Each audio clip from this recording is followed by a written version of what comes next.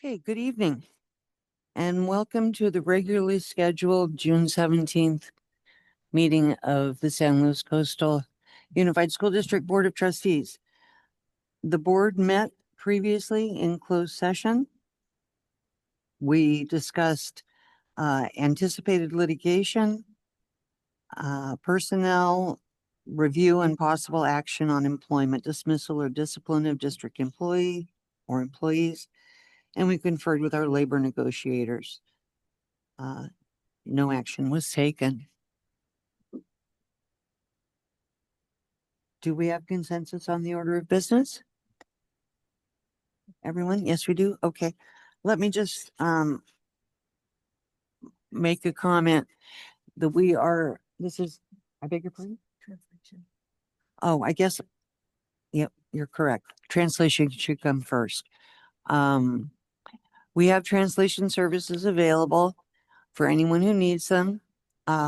If you're present with us tonight and require translation, you can pick up a pair of headphones at the back of the room and translation will be provided for you. If you're joining us via Zoom and require translation, you can click on the globe icon on your screen and it will direct you to translation. Buenas tardes, bienvenidos. Esta junta va a tener interpretación al español. Si necesitan de los servicios, pueden recoger audífonos en la parte trasera del salón.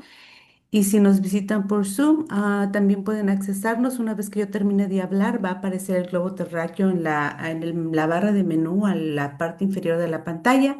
Gracias por estar allí. Thank you. What I was starting to say was that this is the inaugural voyage for our new system of we had a system called Board Docs, and it gives our agenda and all of the agenda items and everything that we're doing, and we are all using it for the first time. So there may be some glitches. Please bear with us. It will be most difficult for Mrs. Dawson at the back of the room, and so I'll be checking with her to make sure I'm not going too quickly or making her life difficult. Let's see. We have consensus. The first item is a presentation, item 5.01, senior highlights from Morro Bay, Pacific Beach, and San Luis Obispo High School and district celebrations.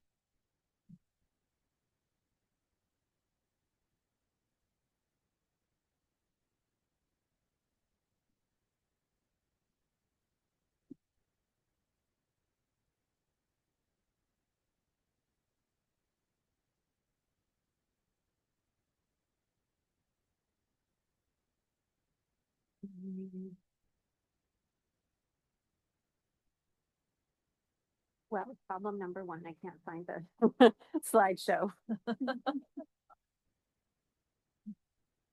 So we're going to start with the slideshow and then the video. So good evening, board and community members. I am happy to share with you tonight some celebrations over the last school year. I know a lot of the time that we spend together, we are sharing the hard work of all of our students and staff and always trying to celebrate highlights and also highlight areas for future focus and opportunities for growth in the next year. But as we wrap up the school year together, I wanted to take a minute to really focus on the celebrations about how amazing San Luis Coastal Unified School District is, the people in it, the students in it, and each of our individual schools. And while we are not perfect and we are still a constant work in progress, we have accomplished amazing things that are recognized at the national and state and county levels. And I want to be sure that on this last school board meeting of the school year together, we do sit back and celebrate the awesomeness in most of the cases. To that end, as a school district, we're recognized by Parsec. Oop, I'm moving, but you're not. Here, let's see. How about that?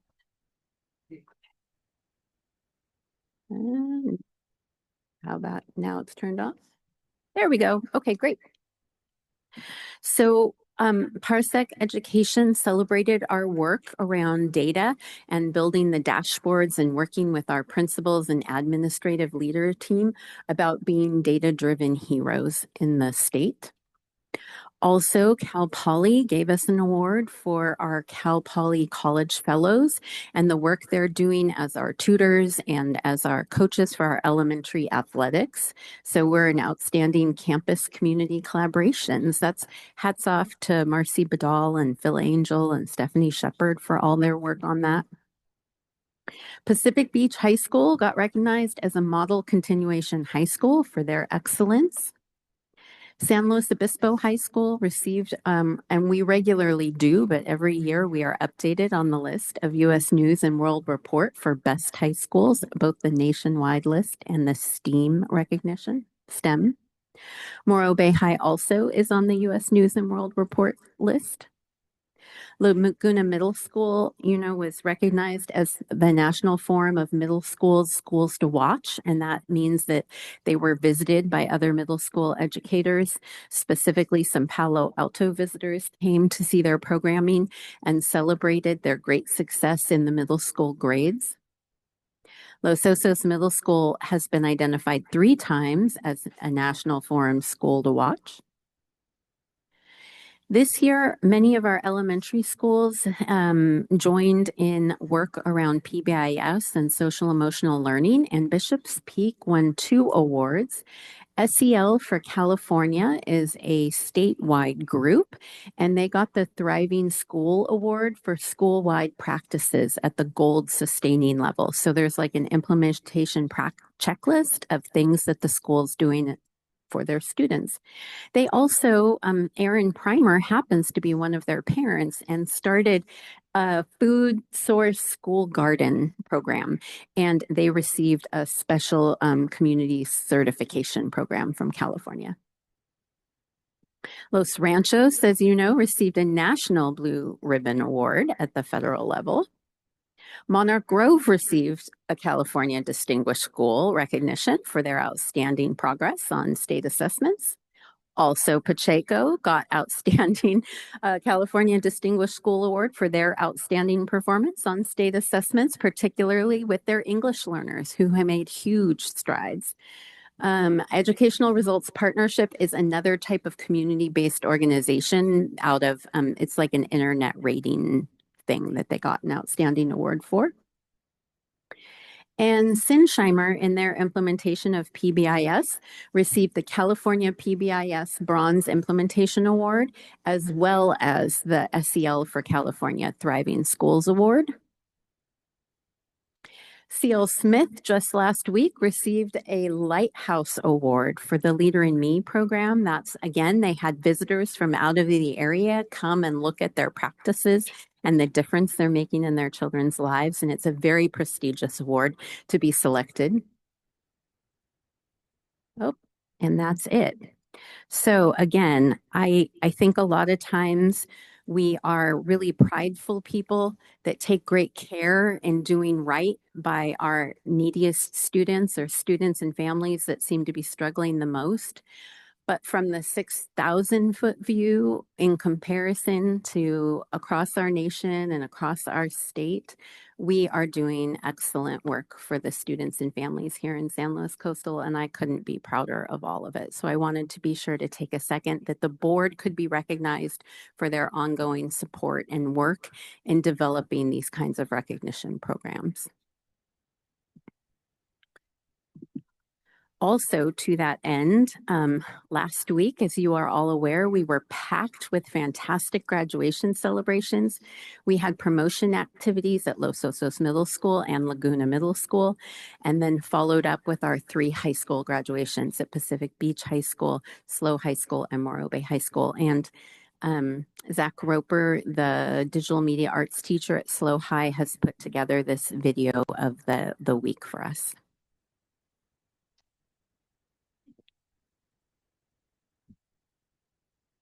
Go for it.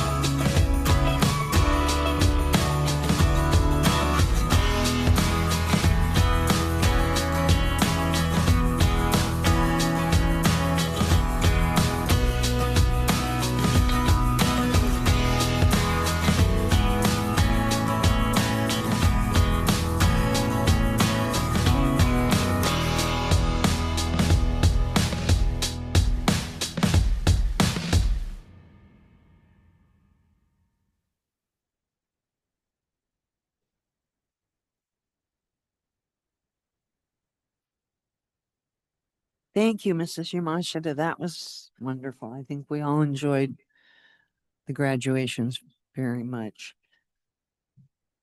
Moving on, item 5.02 is the annual report for the Personnel Commission for 24-25, and I don't see Becky French. Unfortunately, Becky wasn't able to join us tonight, and so I am pinch hitting. Okay, All right. So, Board of Education, members of the community here tonight, I'm here to give a brief overview of the 24-25 annual report for the San Luis Coastal Unified School District Personnel Commission, an independent body that ensures fair and merit-based principles in hiring, promoting, and retaining classified staff. The commission is made up of 3 members, Rebecca French, Becky French, who is the joint appointee by the commission and are currently our chairperson. Jennifer Myers is union appointed and our vice chairperson, as well as Irene Iwan, who is appointed by the school board. So those are our 3 members. And I'd be remiss if I didn't mention Miss Rachel Robinson Vang, who's a key member of my team and really supporting the Personnel Commission in their process. Yeah. Meetings are open to the public and held monthly by hybrid access via Zoom. So goals for the 24-25 school year included a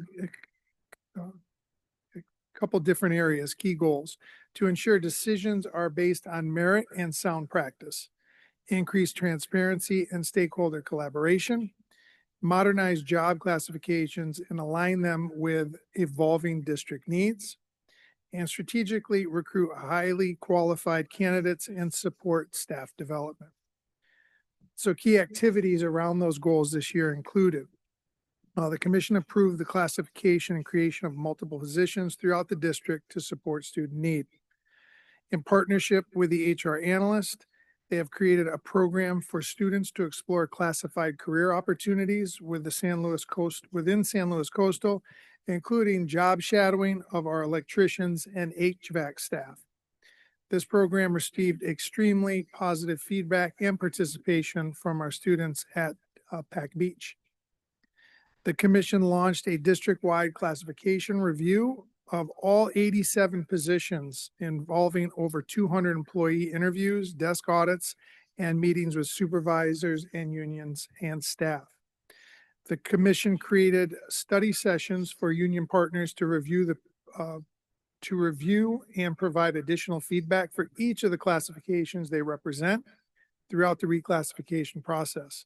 The study also revealed that we have the highest classified salaries in our region.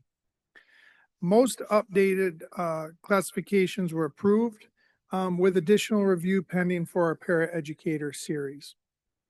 And due to the comprehensive work of the commission, earned the Innovation Award from CSPCA at the state conference, where our team also led a statewide workshop on best practices. And this was related to our reclassification process. Some of our recruitment metrics this year, in 24-25, we received over 500 applications for various positions over the course of the school year. We hired and or promoted 65 new employees into the district, as well. And again, some were promotions. And part of our 455 regular classified employees that we currently have here in San Luis Coastal Unified in the classified ranks. So from acknowledgement, special thanks go to district staff, community members, union partners, everyone who participated in the classification review, served on interview panels, or supported our recruitment and improvement efforts. This year's progress demonstrates our collective commitment to fairness, transparency, and professional excellence in serving our schools and students. Thank you. thank you. Is there any public comment related to this? Board comment, Mrs. Shepherd. I would just appreciate if you would extend thanks to the commission for their diligence and hard work. We really appreciate it. I will. I really enjoy getting to know them this year and working with them. Great group. Yeah, they work really hard and they are unsung. So Certainly are. please let them know. I will. Thank you very much for Yeah. that presentation. Thank Moving you. on, we have 6.01 correspondence. At the time the agenda was published, the following official correspondence had been received. A letter from Deborah Harris expressing appreciation upon her retirement. Next, we have 6.02 public comment. I would note that this section of public comment is for items not on the agenda. Or if you want to comment on an item that is on the agenda but are unable to stay and wait for that item, then you are welcome to come forward now and speak to it. We allow 3 minutes for public comment. If translation is required, we allow 6 minutes. You may not cede your time to anyone else. And that we ask that everyone be respectful and cordial. So, Mrs. Sheffer. Thank you. I do have some yellow sheets. There are more on the back table if you wish to address the board and could fill one out. I'm going to name a couple at a time so you can be prepared. Kelly Lewerk, classified raises and pay, followed by Carissa Clover with the same topic. So Kelly is first.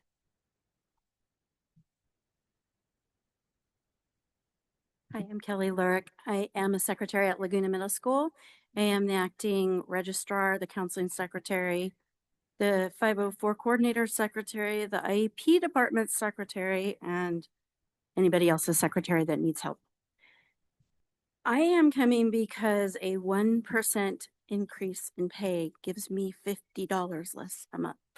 And that's before taxes go up or union dues go up or anything else. You got rid of one of our secretaries. You're asking me to do more, but you want to pay me less. Seems not quite right. I shouldn't need to go find a second job in order to decide which bills I'm going to pay each month. I have 30 years of experience. I had 10 years of experience working for a school district before I came here, and I was only allowed to be hired at a level 3 because that's the policy here. I think that a lot of us in clerical feel that the district banks on our generosity of time. We donate a lot of time to get the job done, but asking us to do more and then offering to pay us less is just really not acceptable. And it feels almost like a slap in the face, like we're not being appreciated for what we do. And I would urge you to rethink that. Okay. Thank you.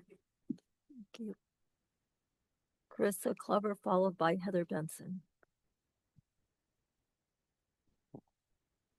Hi, I'm Carissa Kluver. I am CSEA Vice President and a member of our negotiations team. I work at Del Mar Elementary School as a library tech. My son graduated from Morro Bay High last year. He's doing great at Oregon State. He had a great experience there, and I love my job. I love our community. But today I am here to support our CSEA unit members, all of them, whether they're dues paying members or not. Over 200 have signed the petition we've submitted. I've worked in many districts across 3 states, Washington, Alaska here. SLCUSD is exceptional across the board. But communication in this district externally, as a parent and community member and as a staff person, it's confusing at best. So that's why I'm here today, to speak directly to the board. And in negotiations for our new CBA, for our contract, we are the voice of all of these members at the table. We have heard consistently about frequent issues, increasing workloads, skipping breaks, lunch, staying late, sometimes hours after dark to finish jobs. This is only going to get worse with the kind of budget cuts we're looking at and the staff cuts. The raises being offered without increasing the benefits contribution for our lowest paid staff will amount to less money in our paychecks. That's what Kelly is speaking to. We'll literally see less money every month. 1% of my salary is a lot less than those at the top. We aren't even asking for raises. We just want essentially to not make jobs that we have now less and less livable. I think we can all agree we are in a rapidly changing environment. Our staff work tireless every day to insulate students from that stress. But the culture of our district, it often does not support us. CSEA is working to improve that through better communications with admin and HR and through our contract negotiations. But we must be able to put on our oxygen masks first. That's the only way we can meet our students' growing needs. Please don't cut off our air. Consider the health and effectiveness of our organization and how it treats essential workers. When our staff are working beyond their capacity regularly, they are masking institutional need. When these staff leave, and they will, we will lose something that took years to build. We can't get that back easily. We can't rebuild it with a future budget surplus. We are losing institutional knowledge and commitment that is essential for our community. Please consider the long-term consequences of depriving your lowest paid employees from a meaningful raise. Thank you. Thank you. Heather Benson, followed by Judy Stagnoli. Hello. My name is Heather Benson, and I'm a classified employee. I stand before you today to express my profound disappointment with how this school board has managed our district's financial resources. It has become painfully clear that the budget decisions made over the last several years did not prioritize the very people who make up the heart of our schools, our support staff. Despite constant praise for them, the district's budget decisions don't reflect a commitment to their well-being. Even with the knowledge that our extra funding was coming to an end, the school board never altered its financial trajectory. Now here we are at the end of our funding, and who is taking the hit for your poor financial planning? The district's lowest paid employees, our classified brothers and sisters. The reality on the ground is that people are hurting financially. The escalating costs of living and insurance premiums are placing a significant burden on district's families. Our dedicated staff are often forced to take on second jobs or make difficult choices just to put food on the table. When you fail to prioritize cost of living increases and how they affect your lowest paid employees, you are telling us in no uncertain terms that your people are not your priority. Remember, we're talking about real people consistently who go above and beyond, even on weekends, for our schools and children. Many of them are struggling financially and urgently need your support. What makes this situation even more frustrating is seeing large sums of money directed toward what many of us view as avoidable or excessive expenses, such as unnecessary programs or initiatives, the addition of another assistant superintendent, an increase in high-paying administrative roles, or the ongoing cost of thousands of dollars in monthly catering. It's disheartening to see funds directed towards things that don't directly address the immediate and pressing financial needs of our people. This is not just a matter of poor financial planning. It's about a fundamental misunderstanding of what truly matters. When the people who dedicate their lives to our schools are struggling and yet funds are available for what appear to be less critical endeavors, it sends a clear and disheartening message that our human capital is not valued. It's also important to note that our district's highest paid employees have the power to make a real difference. By declining the raise, they could directly contribute to ensuring our lowest paid employees receive the compensation they deserve. I urge this board to be empathetic and understand the financial struggles within our community. We need to stop funding non-critical programs and instead invest directly in the people who keep our schools operational. Our staff are essential. They are the backbones of our schools, and without their dedication, our schools cannot function. It's time to put people first. Thank you. Thank you. Judy Stagnoli to be followed by Roy Bean. Good evening, board members. I am Judy Stagnoli. I'm the treasurer for CSEA and also the registrar at Morro Bay High School, addressing the offer that's been put in front of us. One of our primary concerns is the combined effect of the rising benefit costs and the proposed 1% salary increase. For many employees, this combination would result in a reduction in take-home pay, not an increase. To give you specific examples, a full-time employee on the largest benefit package will see an increase of $106 per paycheck to benefit costs, totaling $1,060 per year. Meanwhile, a 1% raise for an average full-time classified employee comes to approximately $500 annually, resulting in a net loss of $560 per year. A part-time employee working 6.5 hours per day would see about $126 increase per paycheck in benefit costs, or $1,260 annually, while their 1% raise amounts to about $450. So a net loss to them of $810 annually. It's also worth noting that classified employees contribute on average 25% of their salary towards benefits, whereas principals, cabinet members contribute closer to 6% of their salary.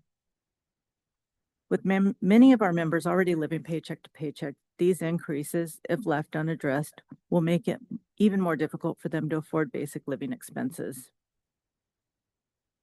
To give you another real-world example, if a member's car breaks down or an unexpected medical bill comes up, they often have no cushion to absorb that cost. Instead, they're forced into borrowing from family members or sometimes from payday lenders with high interest rates just to stay afloat.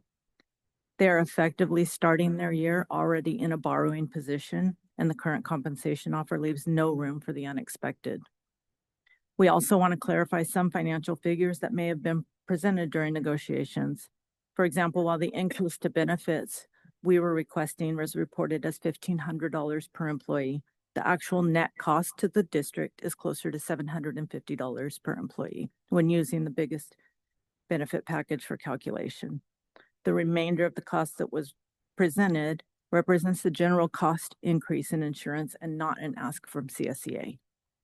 Additionally, the commonly referenced $1 million cost of a 1% raise reflects the cost across the entire district, and again, not just CSEA.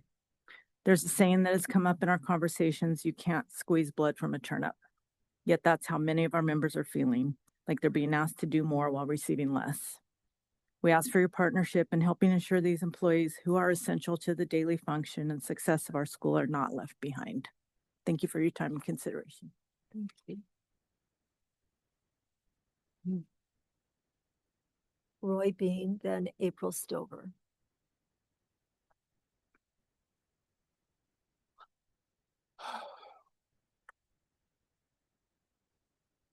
Hi, my name is Roy.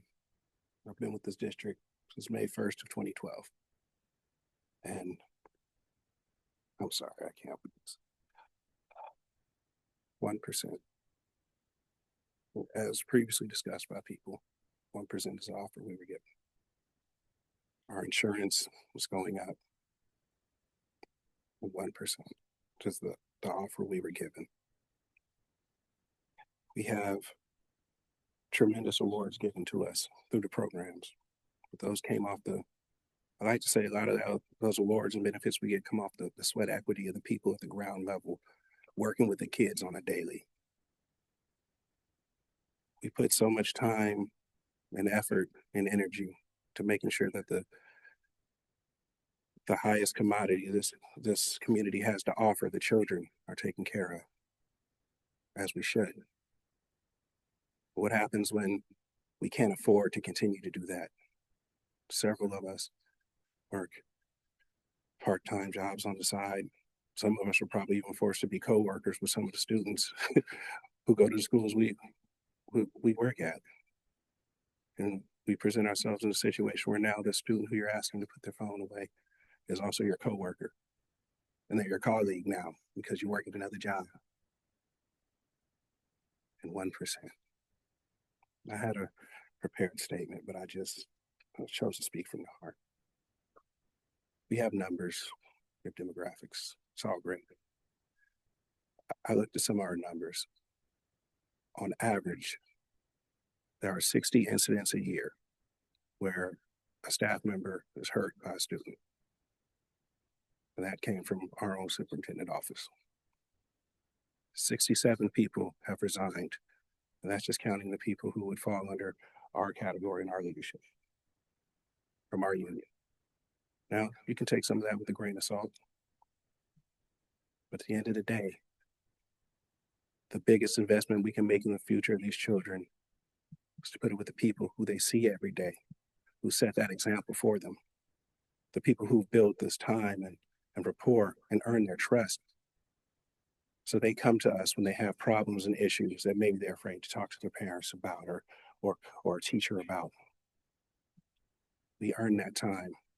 We built that trust and we built that rapport. And the greatest thing that this district has, this empire of education, as I like to call it, that's a free one for you guys, is its foundation.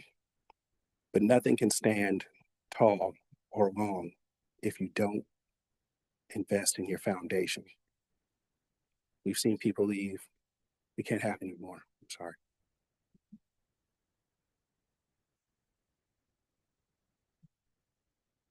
April Stover, followed by, I think it's Sean Oberon. It's hard to read, but Samuel. yeah, okay. Good evening.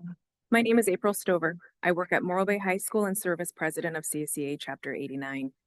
Over the past 4 months, CSEA has engaged in respectful and collaborative negotiations with the district. Together, we've made important progress on contract language to better protect and support our classified staff, and I am proud of this work. That said, I am deeply concerned about the current offer of a 1% on-schedule raise. While some may view this as reasonable given the district's budget challenges, it simply doesn't meet the reality facing our members. Our members are facing rising costs, including a 4.5% increase in health insurance premiums, meaning this 1% raise is in practice a pay cut. Over the past year and a half, I've met with classified staff at every school site, and the message has been clear. Staff are being tasked with more. Managing increased student needs, supporting health offices, covering vacancies, while struggling to take breaks or complete their work within an 8-hour day. In short, they're being asked to do more for the same pay. These are the people who support our students, manage libraries, keep campuses safe, and ensure the work in our offices and departments gets done. Many commute from other cities, work second or third jobs, just to stay at a job they love. But love doesn't pay the bills, and we are quickly approaching a point where love alone won't keep them here. We've already seen how low wages impact staffing. Paraeducator shortages required accelerated hiring, and library tech positions have been difficult to fill this year. Without change, we risk losing the experienced staff our students rely on. While the 1% raise is applied across the board, it impacts employees very differently. For someone earning $35,000, it's about $350. For those in six-figure roles, it's several thousand. When raises are applied evenly but felt unevenly, we have to ask, is that truly equitable? SLO County is one of the most expensive places to live in California. Rent for a one-bedroom apartment averages over $2,000. A single adult needs to earn around $120,000 to live independently, and most classified employees make half that or less. I understand the district is under financial strain. I know our request may seem lofty, but I'm not here to demand the impossible. I'm here to voice the very real needs of our lowest paid staff and urge the board to prioritize them in future budgeting decisions. We often say classified staff are the backbone of this district. Let's ensure that backbone doesn't buckle under economic pressure. These employees deserve more than words. They deserve a budget that reflects their value. Before I close, I want to say that I deeply respect every person sitting in front of me. I know you carry the weight of difficult decisions, and I thank you for your service. My hope tonight is to simply give a voice to the staff I represent and ask that their needs remain front and center as you move forward. Thank you.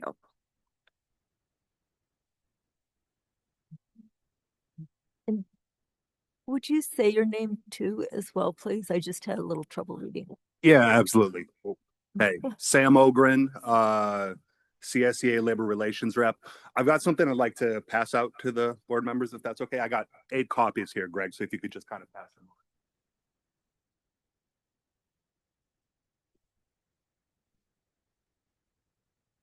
Hey, I want to apologize to my teammates for getting here a little late. I had some kid stuff go down to my house, but it's very apropos, right? We're all here for the kids. Thank you. And you know, I have such tremendous respect for the classified employees of this district because they are truly committed to the children that live and work here or learn here. I saw several of you at the festivities downtown on Saturday, so I know there's some people of real social conscience here tonight. I appreciate you all showing up for your community. I know that you have great concern about you know, what's going on with public education right now, and but we got to take care of what's going on in our own house, right? I had some things that I wanted to say, but honestly, the folks behind me said everything that I was going to say better, right? So I just want to pull from the things that they said. You know, April had just talked about we have people that are doing more work for the same amount of pay. And one thing that she's 100% accurate about is they are doing more work, right? We have layoffs this year. Likely there's going to be layoffs next year. And there's no way, maybe there's no way around that. But whatever goes on with the budget, whatever goes on with the staffing, these folks here are going to figure out how to rise to the occasion and think outside the box.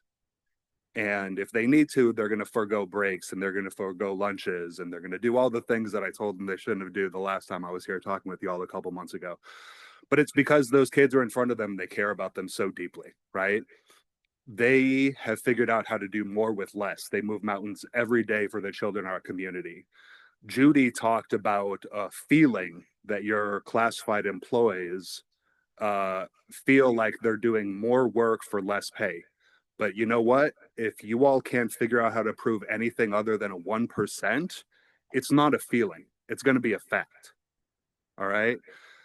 I know you hear from the union all the time about how the lowest and paid employees are living paycheck to paycheck and what the real life implications are of that.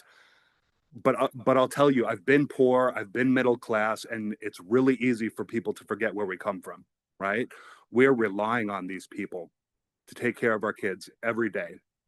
There are not as many classified folks as I wanted here tonight, but we did not come empty-handed. You're going to see signatures from over 200 of your staff, all right? 200 of your staff that have asked these people to speak for them. We have to figure out how to do better for these folks because they are operating in some really intense conditions, but every person has their limits. And if we can't figure out how to help these folks afford to stay in the area, they're going to leave. They're going to take their kids with them. They're going to take their commitment to the community with them. And we're going to end up with a bunch of contracted employees that are not going to care about our kids or our community. Not in the same way that these folks do, right? They're vetted, they're true, they're committed. And I'm asking you to figure out how to think outside the box and do something more for them. Thank you. Those are all the in-person yellow sheets I have. Okay, is there anyone else in the room that would like to speak that did not submit a yellow form? Seeing no one, Mrs. Dawson, is there anyone on Zoom?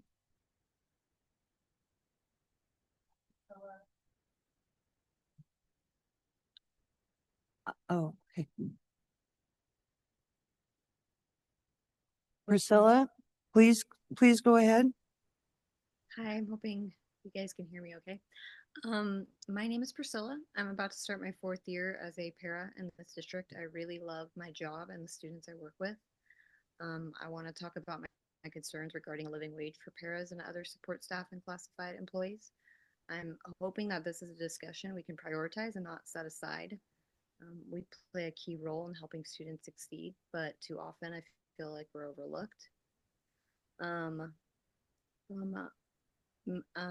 My personal experience, I have a bachelor's degree in psychology, and I know that that's something that the district values, but even with my experience in education, I only take home about $2,200 a month, which is like so sad to say, and I'm just trying to be transparent and open and vulnerable with everyone.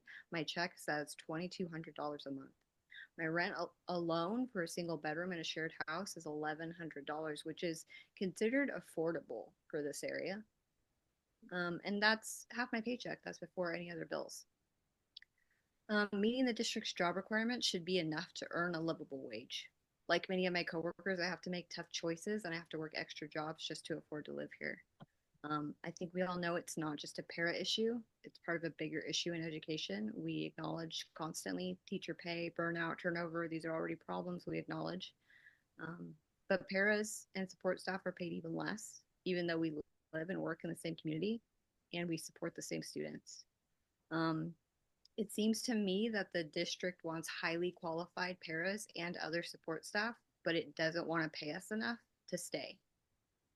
I'm reflecting on my colleagues' comments, and I agree with them. I mean, a 1% raise. What kind of message do you think that is sending to the support staff that you claim you are so incredibly proud of?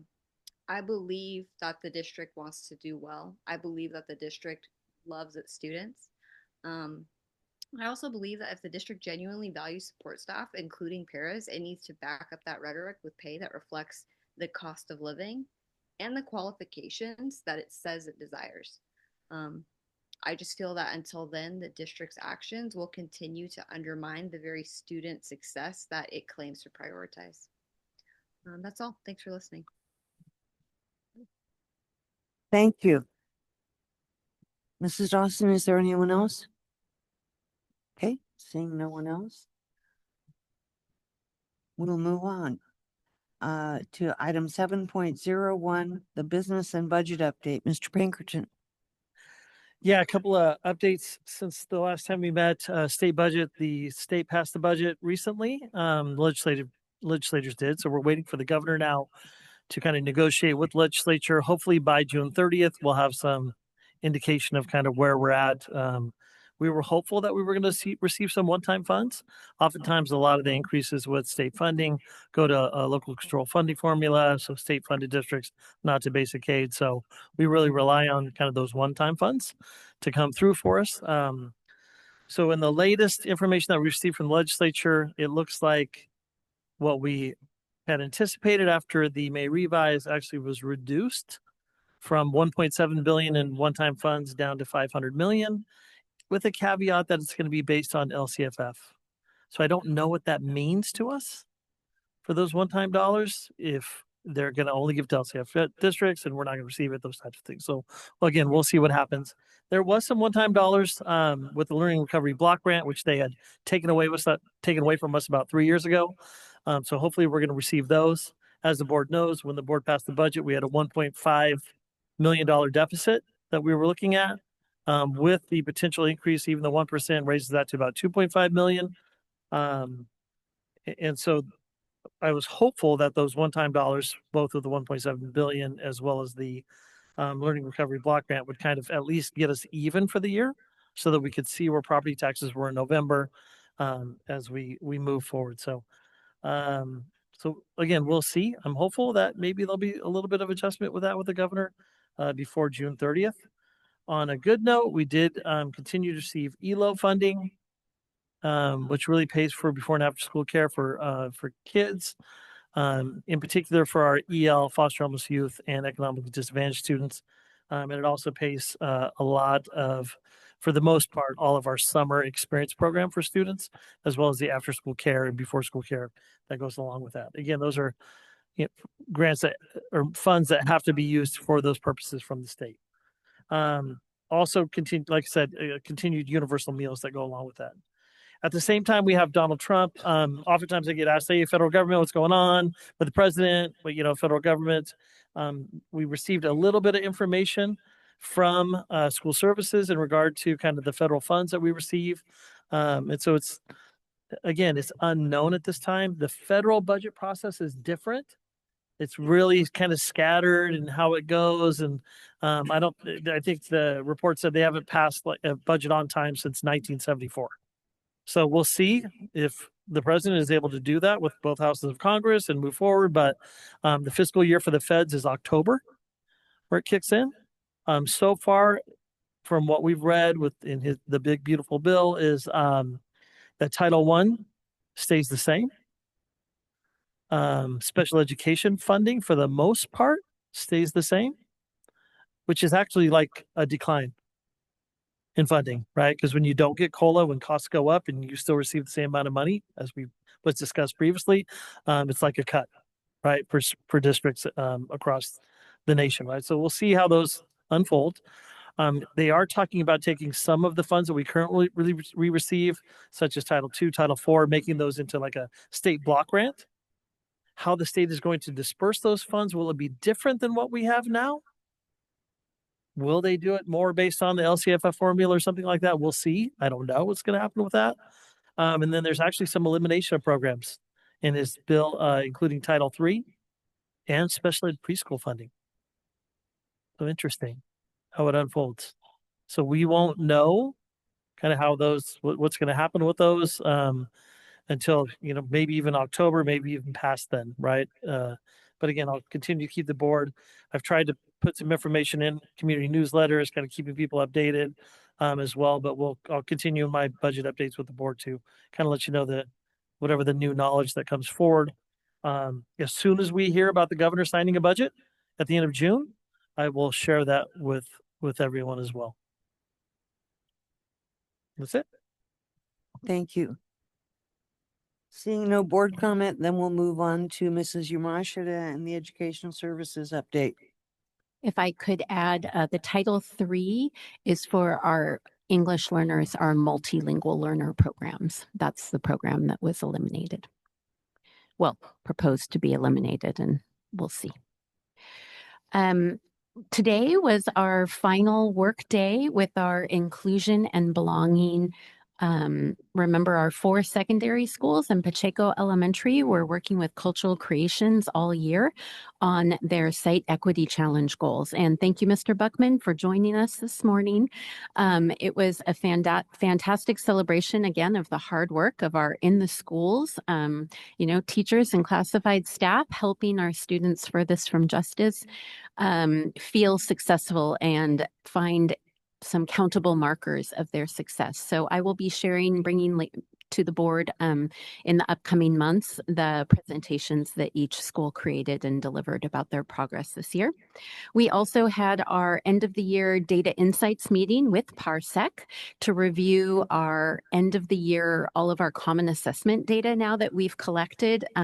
STAR at our Spanish dual language immersion schools, our Fast Bridge scores, our Bridges scores that are in Illuminate. Those are all of our local common assessments that we do, as well as preview of our 2025 CASP data coming out and looking at trends by performance of student subgroup and different school progress by grade level. And again, more information will be coming to the board about all of that. We held our end of the year administrative principal support meeting and celebrated their work over the course of this year and kicked off looking at next year's board priorities and talking about metrics and that kind of stuff. Of course, I'm continuing my collaboration with the San Luis Coastal Educational Foundation and collaborating with Christine Robertson and making sure we're on track for next year's programs. Provided some leadership support, attended the fabulous graduations with you all. And it's also the time of year where my office is working hard at updating the annual parent notifications, all the compliance related notifications that we're required to share with parents annually through our data confirmation in Aries. So Deb Maxwell, my assistant, and I and all of the directors, we also have legal guidance that we are incorporating on the new changes this year. We're also similarly working on standardizing parent handbooks across our 3 levels of elementary, middle, and high school with required elements and then optional school elements. And finally, as you know, our board policy subcommittee is hard at work over the course of the year, but nevertheless, there's been kind of a pile up of board policies. And so I'm preparing to work with Ms. Sheffer and Mr. Buckman all day on Monday to hopefully rip through 10 to 15 of those board policies that are waiting in the wings for us. So have a great summer, everybody, if I don't see ya. Thank you. Seeing no comment from the board, then we'll move on to the Measure C update. Mr. Pinkerton. Yeah, there's a couple items on the board agenda tonight. Excited to bring forward. The first one is a design build contract for Morro Bay High School, lights, field, new bleachers, as well as new field at San Luis Obispo High School. I plan to, at the July 17th study session, have representatives from Field Turf, who's the actual turf organization, right, that sells the turf, to come out to kind of update the board, make you more knowledgeable about the types of products that are used and the safety and security, those types of things that I'm sure you're going to be interested in, that have been brought up at previous meetings. The other one is the Los Osos Middle School GMP is also on for tonight. So excited to get that work going at Los Osos Middle School. We are already kicking off Laguna Middle School, has started in terms of construction this summer, as well as Pacific Beach High School, building the new high school behind the current campus. And then we are finalizing the GMP for Pacheco right now to bring that to the board at the July meeting so that we can kick that project off as well. So we have a lot of oars in the water right now in terms of Measure C, a lot happening, and excited about, the significant changes in updating our campuses that will come with that. Thank you. Mr. Buckman. Yep. So it's not, I'm sure it was worth getting out of your seat, but so as I was going through and I was looking at, we have some design build stuff, and I was just, the concept of design build, I just needed to go over that one more time, because as I was looking at it, it would seem to me what we do when we do design build is the designer suddenly is responsible to the contractor as opposed to being responsible to the district. And I know there's been no problems in all the years that I've been on the board, but just explain how there's some kind of checks. Is there a need for checks and balances? I don't understand how a district would protect itself. So we are very, so throughout the process, we have to approve the plans that even in a design build that they bring forward. So in a design build, you oftentimes will give them kind of a base, what's called bridging documents. Hey, this is what we want. Here's what we want to have. We already have a lot of that work done for Morro Bay High School for both the bleachers and the lights, because those had to be pre-approved. It was really the field aspect of itself, how that gets accomplished, done, how do they do it with the current tracks and keeping those safe and all those things. So by having the architect and contractor kind of go together to build that design, and it really puts the responsibility on them to get it done. So and again, that item is going to come up later, so I can ask further questions as they come up as well. Sure. Yeah. Okay. But we are very selective of the types of projects we do with design build. Yeah. Thank you very much. Item 8.01 is a resolution. Number 28, 24, 25, delegation of signature authority. Mr. Pinkerton. Yeah, so the main one here for the board is to know that so each year the board is presented with this resolution to who can sign for things, who can sign POs, who can sign checks, anything over $500. The only change is really the John Anderson and Catherine Oden at the bottom there. John Anderson is promoting to a fiscal technician position from his current fiscal payables position. So he's going to be moving up. Catherine Oden, who is currently in the kind of the purchasing role, is going to be moving to Debbie's old job. So kind of switching desks, which in the long run will allow both individuals, will be cross-trained. So if John's gone, Catherine knows how to do cal cards and POs and those types of things in the purchasing aspect of it. So she'll be training John in that. So that's why John and Catherine remain on this aspect, because as they transition, as John moves into the new role, he'll be kind of taking on that role that Catherine currently has. But this is again an annual resolution that we bring forward, that we ask the board to approve each year. Okay. Yeah. Is there anyone that would like to speak to this item? Okay, saying no one. Mrs. Dawson, anyone on Zoom? Okay, no one on Zoom. Is there any board comment? Okay. I'm seeking a motion. I was going to have a question first. Certainly. Mr. Pinkerton, can you just explain who the individuals that have this signing authority report to? Yes. Are supervised by and report to? Yeah.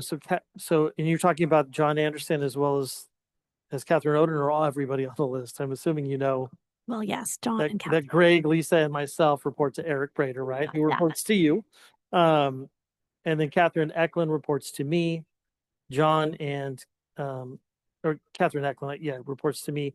John Anderson and Catherine Oden report to Katie Eklund. But no, I sign all POs. So at some point, they go through, by my eyes as well as Catherine's. So Yeah. there is that check, double check in there. Absolutely. Double check for the checks. Yep. I can make a motion if we're ready. I move to approve resolution number 282425. It also takes 2 signatures on those checks as well. Okay. Check, check, check, Yes. check. I'll second that. So I have a motion by Mrs. Baltodano and a second by Mr. Unger. Mrs. Baltodano, Yes. Mr. Unger, Yes. Mrs. Sheffer, Mr. Buckman, Yes. Mr. Clausen, Yes. and I'm a yes. So that passes 6-0 with 1 absent. Next, we have item 9.01, the 2025 through 2030 strategic direction presented by Mrs. Yamashita.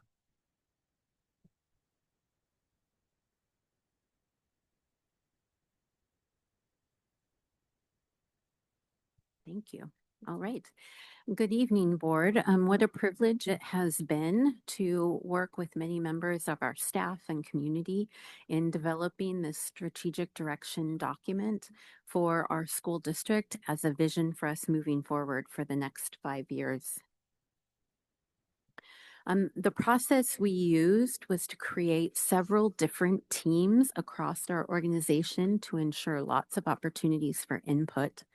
So there was an administrative staff team that included select elementary, middle, and high school principals, our student support services department, including Mrs. Gould and Ms. Riles and Ms. Hanson, as well as the secondary director, Dan Neff, and Stephanie Shepard, our elementary director. I also met with a group of SLCTA and families. Each school got invited to select a staff member. Actually, I do believe some CSEA members participated as well. Each school got to pick a representative that was a staff member and a parent member, and they were invited to join me for an evening to give feedback and input. And then the cabinet got to engage after some initial drafts were made. We also included some additional opportunities for kind of feedback loops and checks. So we held several meetings with the foundation leadership to make sure there was alignment between the ISLA vision moving forward and the foundation vision moving forward. We also looked and researched for best practices and current trends in education and ensured those were represented in the work. And then additionally with you at the board workshop last week, giving you all an opportunity to review the current draft and share your feedback and ideas. I do want to clarify that this document is not perfect. And we will need to, as an organization, continue to revisit it and update it every year annually, likely. So this will become part of our regularly ongoing practice, hopefully in the future, to keep this guiding document that's been developed across all of our stakeholder groups at the center of our work moving forward.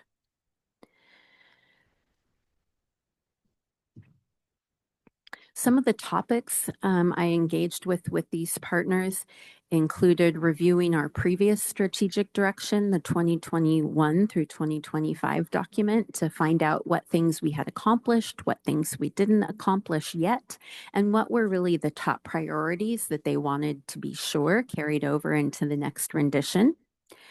We also did a pretty significant data review that was both quantitative and qualitative of our student data to try and figure out what programs and things are currently really effective and working, and where are areas that we see our students are lagging or showing gaps in learning. We also started with and focused on our mission and vision statements, as well as our current LCAP goals, and reviewed the core principles and values that this board helped develop many years ago, and then moved on to an opportunity for starting to draft goals and note-taking as a team. With the administrative team, I then continued on by sharing a couple different videos and visions about international schools and schools of the future with no teachers, and kind of got the creative juices flowing about alternate ways schools can exist and will exist in the future. And then we worked together kind of in grade level spans, specifically looking at the early elementary grades, the later elementary grades, middle school grades, and high school grades. And with our foundation partners, we were really focused on collaborative processes and dreaming big for a future that goes beyond the traditional bounds of school. And through all of this collaborative work, we developed these 5 overarching areas of goals. Academic excellence is one that the board and you have continued to direct Dr. Prater and I as our #1 top priority, is ensuring all students grow and learn as much as they possibly can in our schools. The second goal is about student wellness, and we know that students need to be healthy and balanced and mentally well to be able to access learning at all. The third goal is around meaningful family partnerships. And I do want to highlight that we are talking about partnering with families, not educating families or communicating to families, because that's traditionally what's been done, and instead refocusing on bringing families in to co-develop and be partners alongside our work. The fourth goal is related to Dr. Puccia's area, primarily about talent development and staff support, and focused on supporting our staff members. As well, that does include professional development and trainings, which kind of land in my world. And finally, goal 5 about operational effectiveness, fiscal responsibility, and facilities. And that is mostly overseen by Mr. Pinkerton. But an emerging theme that comes up across all of the groups and all the conversations I've had over the course of the year, including work with the technology team we had, and work with the Laguna Mascot Committee I've led, and all the different areas different groups I get to work with. Our families really want us to, I should say families and staff, want us to cultivate schools that prioritize human development in this rapidly evolving high-tech world, and ensure our students can be ethical and creative, right? That's the soul of our humanity, and we really want to ensure that happens. We want students to be presented engaging learning experiences, which we've talked about with our Student Senate, and hear that on the Youth Truth Survey and the LCAP survey in multiple ways, meaning lessons are hands-on, relevant, rigorous, really grounded in academic content, but still designed with an eye to develop future-ready skills, meaning students, we don't know what the work life in a decade is going to look like for the children we're currently educating. This is a fascinating time that we have the opportunity to work with youth in. But we do know that whatever the future holds, they're going to need to have empathy, and they're going to need to be able to communicate, and they're going to need to have perseverance to tackle a hard problem. And so those are the future ready skills we're working towards. And we really want to ensure that whatever curriculum and programming that we're delivering to students is rigorous, not repetitive, and moves forward quickly and substantially. There is a lot for kidlets to learn, and we can't get stuck in a rut and wait. I'm not going to read all the details of each of these slides. I know you all have gone through them in great detail with me, and the community at large now has already had an opportunity to see them. I did already get feedback from one of our community members that was mostly very positive and really wanting us to, but that is what led me to let you all know and the community know that this document, although we're asking you to adopt it tonight, is not meant to be a limiting factor on the work we do in the next 5 years, and that it can still evolve and change.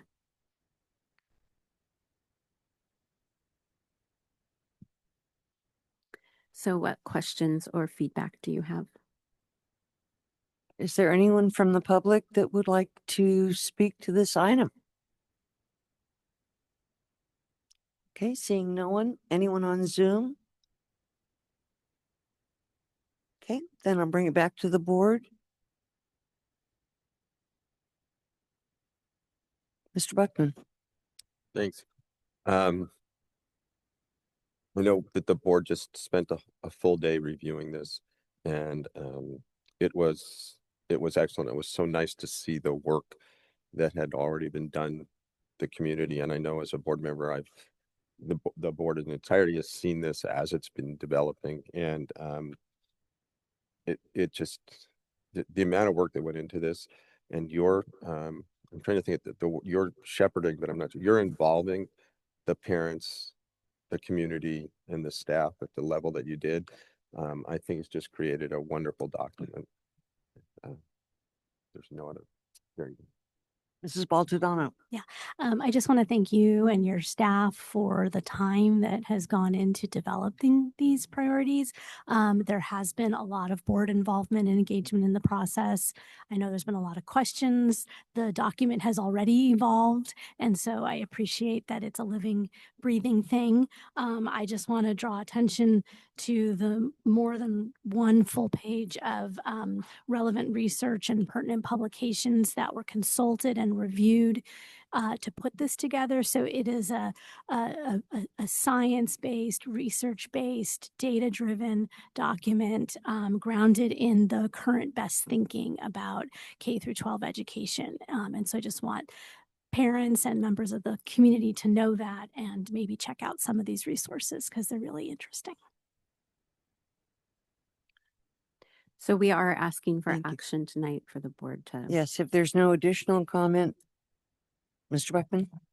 Thanks. I'd be proud to recommend approval item 9.01, the 2005-2030 strategic direction. So I have a motion by Mr. Buckman and a second by Mrs. Sheffer. Mr. Buckman. Mrs. Sheffer. Mr. Clausen. Yes. Mrs. Baltodano. Yes. Mr. Unger. Yes. And I'm a yes as well. So that passes 6-0 with one absent. Let's see here. Item 9.02 is the 2025-2026 annual board priorities. Dr. Prater. Thank you, Mrs. Roger and board. I just want to say these are complementary items that I'm asking you to adopt and approve, and they go together. What Ms. Yamashita did so well in concert with the board and the community was created, if you would, the top part of the funnel for our organization. So that's our guide path backed by research. We know if we stick to those things, we're going to be on the right track. Okay. And as also Mrs. Yamashita said, I will reinforce, this is a dynamic living document because things are rapidly changing in our world and we have to be nimble and we have to be willing to make adjustments along the way. But these are our guideposts. This is what we'll be aspiring to accomplish. Now, what I'm asking you to look at now is actually the direction that you set for me in my evaluation this past year and in consultation with you during the board workshop. So we are now asking the board to review the annual priorities for the 25-26 school year, which reflects the bottom part of the funnel. Okay. And so with that, I'm going to go ahead and see if I can, there we go. So there are 4 priorities that the board has established for me to follow and to adhere to with my team. So after this evening, assuming you approve tonight's priorities, my team gets busy tomorrow morning. In fact, we have a 3 or 4 hour session first thing in the morning to begin operationalizing through our planning these very things. Now, I also want to say to the board that I very much appreciate these broader goals, but as you know, underneath these goals are metrics. And we discussed those at the workshop, and those metrics I won't go through because they're complicated. Whenever you try to operationalize goals like these, they become complex and complicated. So suffice it to say that these goals are big undertakings that have lots and lots of action steps underneath it. So for the purposes of tonight, we'll start with the first two goal areas. Academic achievement is the top priority, which is what it should be. That's really why we exist, is to make sure our kids learn. And so the top priority is to optimize the academic success of all students. And of course, that is our goal. That is what we're trying to do. And we have metrics underneath that to determine if we accomplish that goal. Then underneath that is the catch-all goal, which is close the achievement gap that exists between our non-SED, non-socioeconomically disadvantaged subgroup, and our socioeconomically disadvantaged subgroup. Those are our two largest groups in our district. Many of you in the public may not know, but we in San Luis Coastal have over 40% of our students who are socioeconomically disadvantaged, which is a big undertaking. So this is why this is such an important goal. Continue to close that gap to make sure that the rate of change, all our kids are learning every year, but the rate of change with our socioeconomically disadvantaged subgroup is faster than our non-socioeconomically disadvantaged group. So close that gap is an important metric through best first instruction and along with academic interventions while focusing on emotional health and well-being. And we're going to be looking at the data very closely.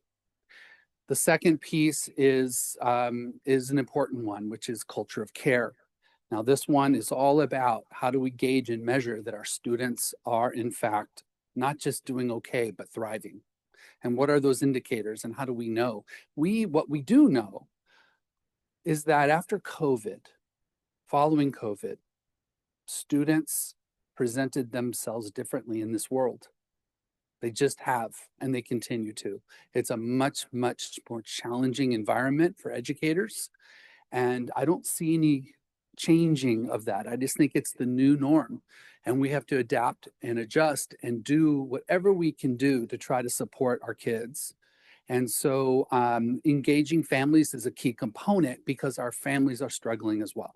So you have students who are struggling, you have parents who are struggling, and engaging our community is an essential piece to helping address that. And then we also, over the past year, we had student services conduct an audit of our special education program. And what the board has asked me to do, what you have asked me to do, is to look at those metrics and assess whether or not we have any outlier indicators that may need to be resolved. And so we're going to be looking at those indicators and throughout the year and determine if there's things we can do differently, better, or just provide more attention to. The last two goals areas, one is talent development and staff support. What I will tell you is these four goals are all aligned to our LCAP. They're aligned to the single plans for student achievement that the school sites do. They're also aligned to the 5-year plan strategic direction document that you just adopted. So there's coherence in our organization, and talent development and staff support is a critical component to that.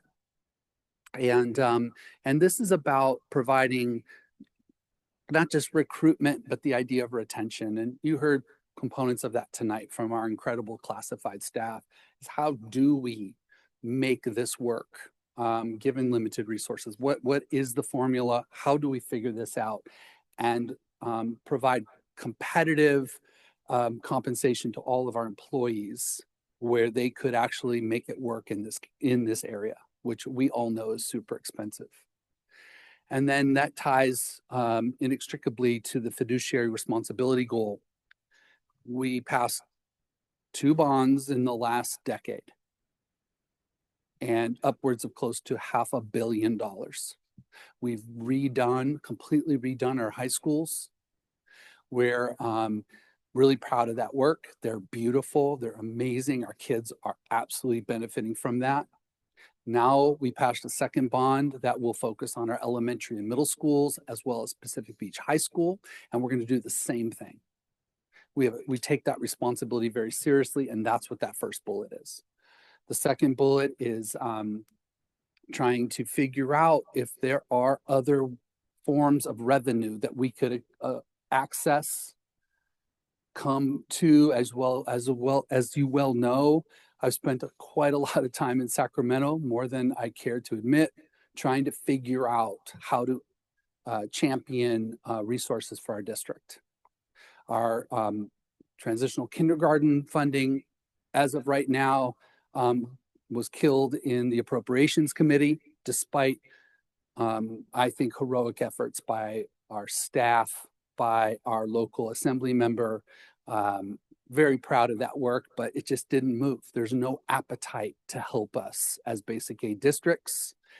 And as you know, it's a double hit for us. It's not only are we asked to add an entire grade level through a mandate called Universal TK, we are also being presented with a whole nother problem, which is the continuing operation of Double Canyon Nuclear Power Plant with no viable pathway at this point to regain unitary tax funding, which they provided for the last 4 decades, PG&E.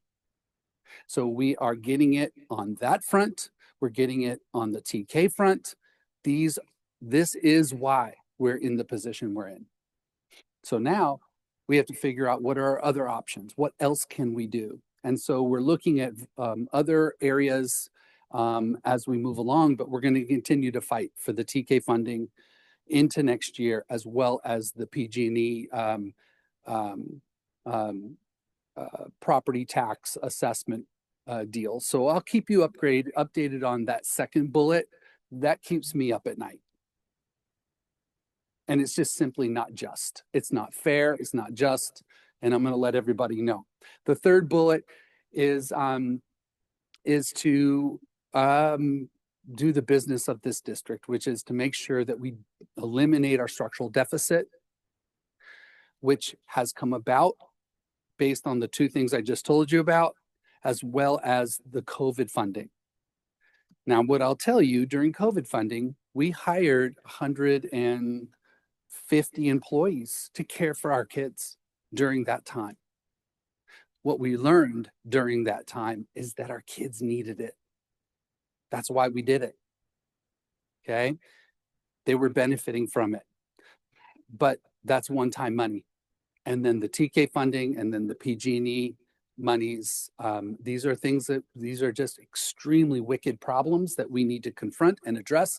And that third bullet tells me that I need to confront that. If we can eliminate our structural deficit while fighting and advocating for additional resources, we'll be in a much stronger position in the out years to rebuild again in our district and do it well and compensate our employees properly.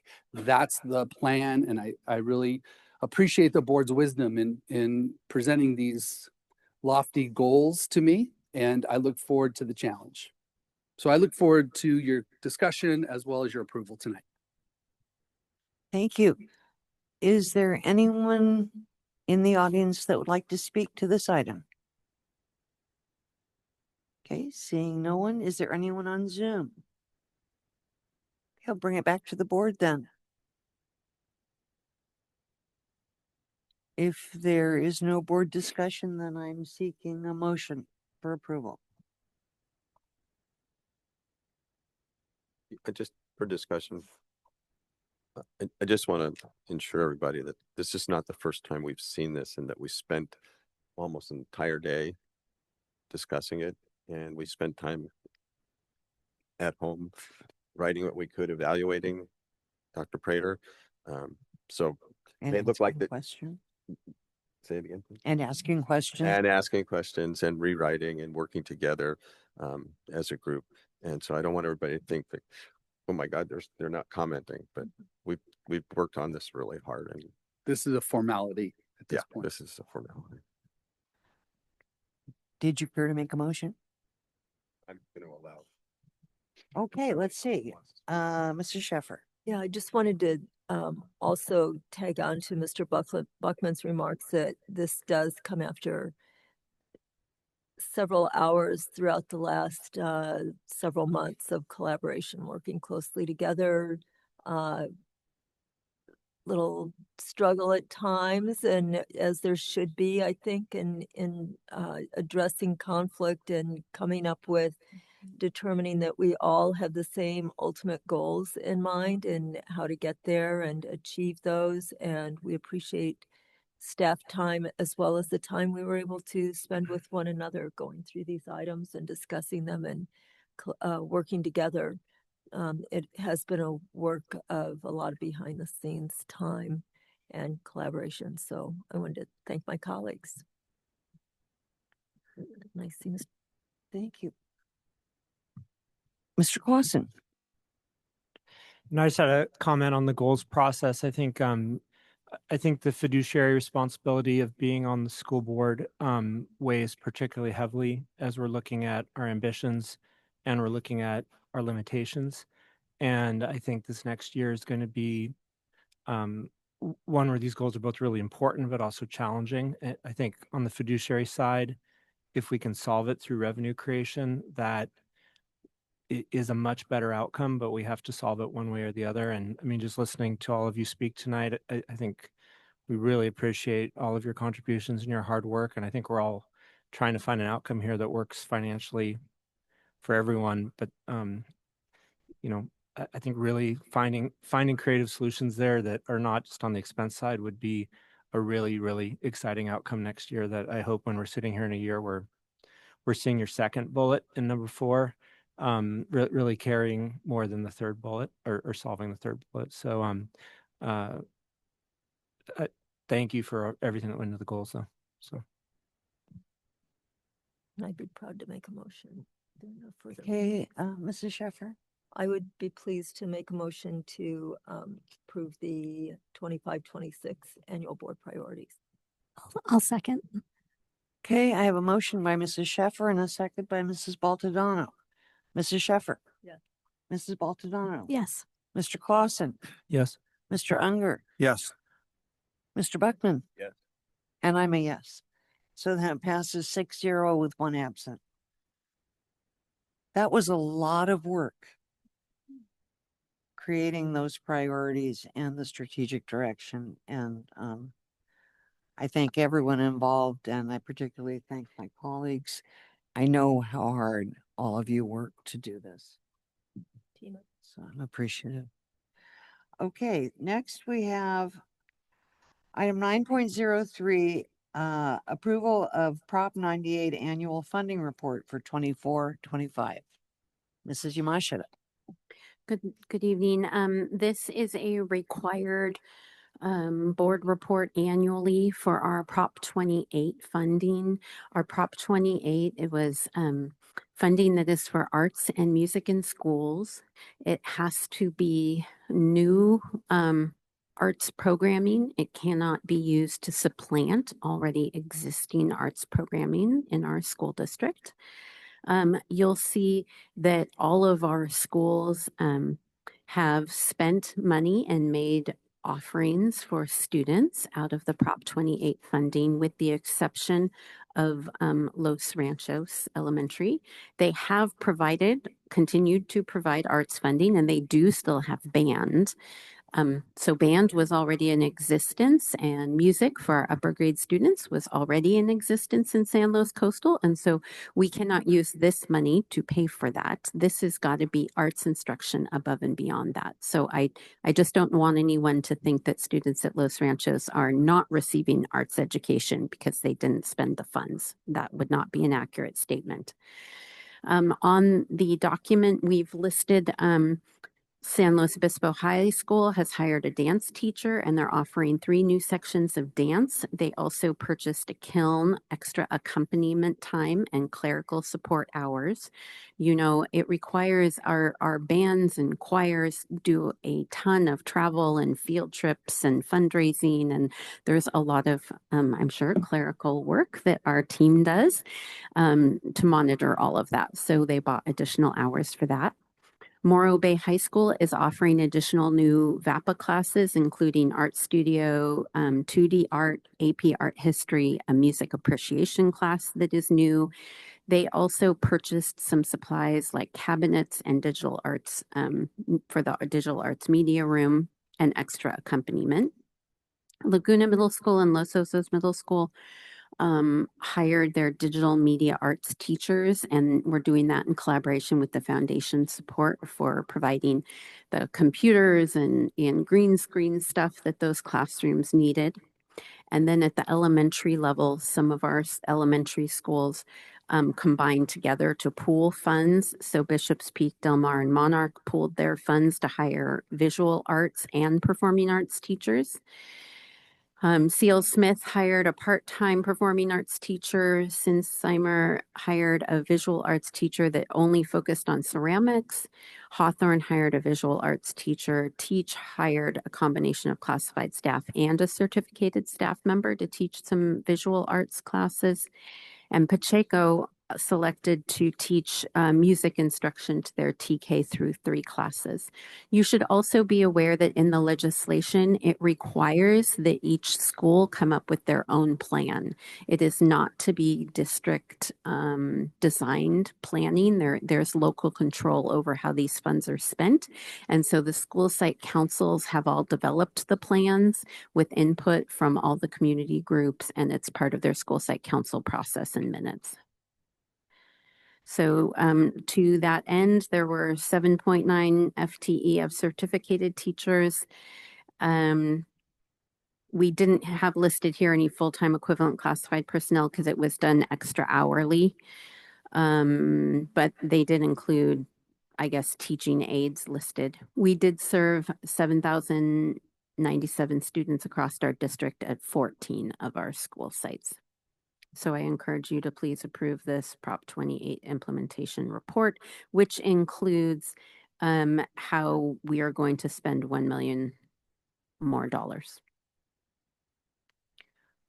Okay, is there anyone from the public that would like to speak to this? Okay, seeing no one, Mrs. Dawson, and no one on Zoom. Bring it back to the board. Mr. Unger. So I'm excited that we have over $1 million to spend on the arts. And I think it's neat that it is site-based, not top-down.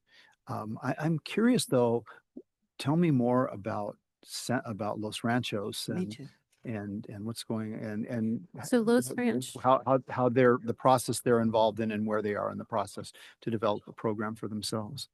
Well, what happened was they were trying to do a collaborative project with Pacheco was the original plan, because none of the schools are given enough funding to completely hire a person. The amount of dollars that each school receives is less than that.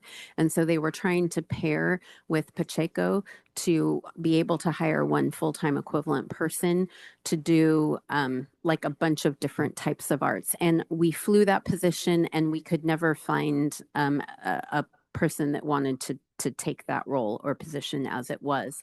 In the meantime, Los Ranchos has a history of their PTA fundraising and providing an arts in education program through another community vendor here in our community. I can't remember the Children's Creative.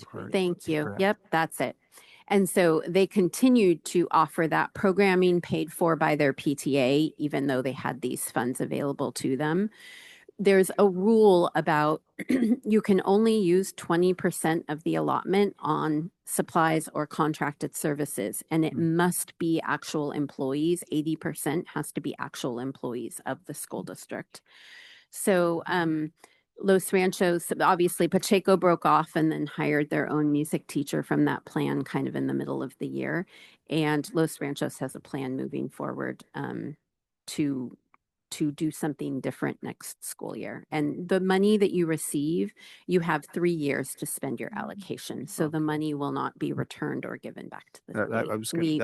We will ensure. That was going to be my next question. Yes, we will ensure that those dollars stay here in San Luis Coastal and can be used for our students. And I just want to say, I think it's great that several of the schools are collaborating with each other to come up with plans that will work for everybody, given that there's not enough money per school site to really implement the plan. So it's very exciting.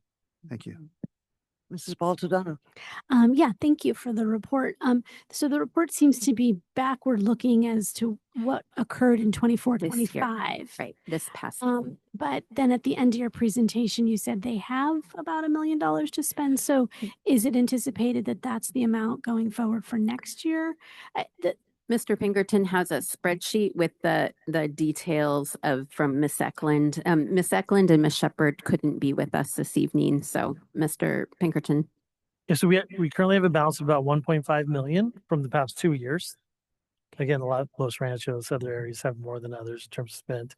And we normally receive about $1 million a year, a little $1,086,000. So I would anticipate about 2.5 million next year that will be in those, divided up by school. So it's based on ADA, so we don't know for sure until CBEDS that we know what those are. While this is fantastic and great for arts and all those things, we heard earlier today how frustrating it can be for the district to start programs like this and look at why are we, what? We're doing these art programs, we're doing summer experience, and they're all like fixed dollars, right? So they have to be spent this way. And so it is frustrating. I mean, even on my side, right? In terms of bills and things we want to do and things we would accomplish. Again, great programs, nice to have them on board. The public passed it right to provide arts to our kids. But it can be from a public standpoint as well as our employees can look weird, in terms of why we're doing these programs. It's also challenging in a place like San Luis Coastal that had really a priority for many years about ensuring good arts education for our students. And so when they gave us the money, we had a chunk of arts programs already going, but we can't redirect the funds to support the arts programs we already had going. We must expand, and we can only use the money for new endeavors. Okay. So we would have had to have stopped teaching music for a year, then we could bring music back with the dollar, but obviously that would not be good for students or staff. And are the Prop 28 funds protected going forward? Yes. Yes, because it was state law. Right. Yeah. Okay. Yeah. So we could, in They'll be theory, maintained. we could, in theory, have to lose some existing We programs could. and rely more heavily on these Prop 28 funds. We could, but there would have to be an intervening time that we don't offer the program. And the tough part of the detail is that, again, the plans have to be approved site by site. So having like a district 4th through 6th grade music program would be dependent on all the schools deciding that's what they wanted to do. Yeah. So No, I just heard you say earlier in your presentation, Mr. Pinkerton, that we're looking at a 1.5 deficit and $2.5 million deficit next year if we include the 1% pay increase for our employees. So 2.5 going forward. So we are going to have to make more cuts next year. Absolutely. Without a doubt. And so we have to work within our means and also within the construct of these restricted grants, essentially. So we may have less to work with that we have typically worked with on arts and music funding. At least we have the Prop 28 funds. They are site-based, but just something to be thinking about. Point taken.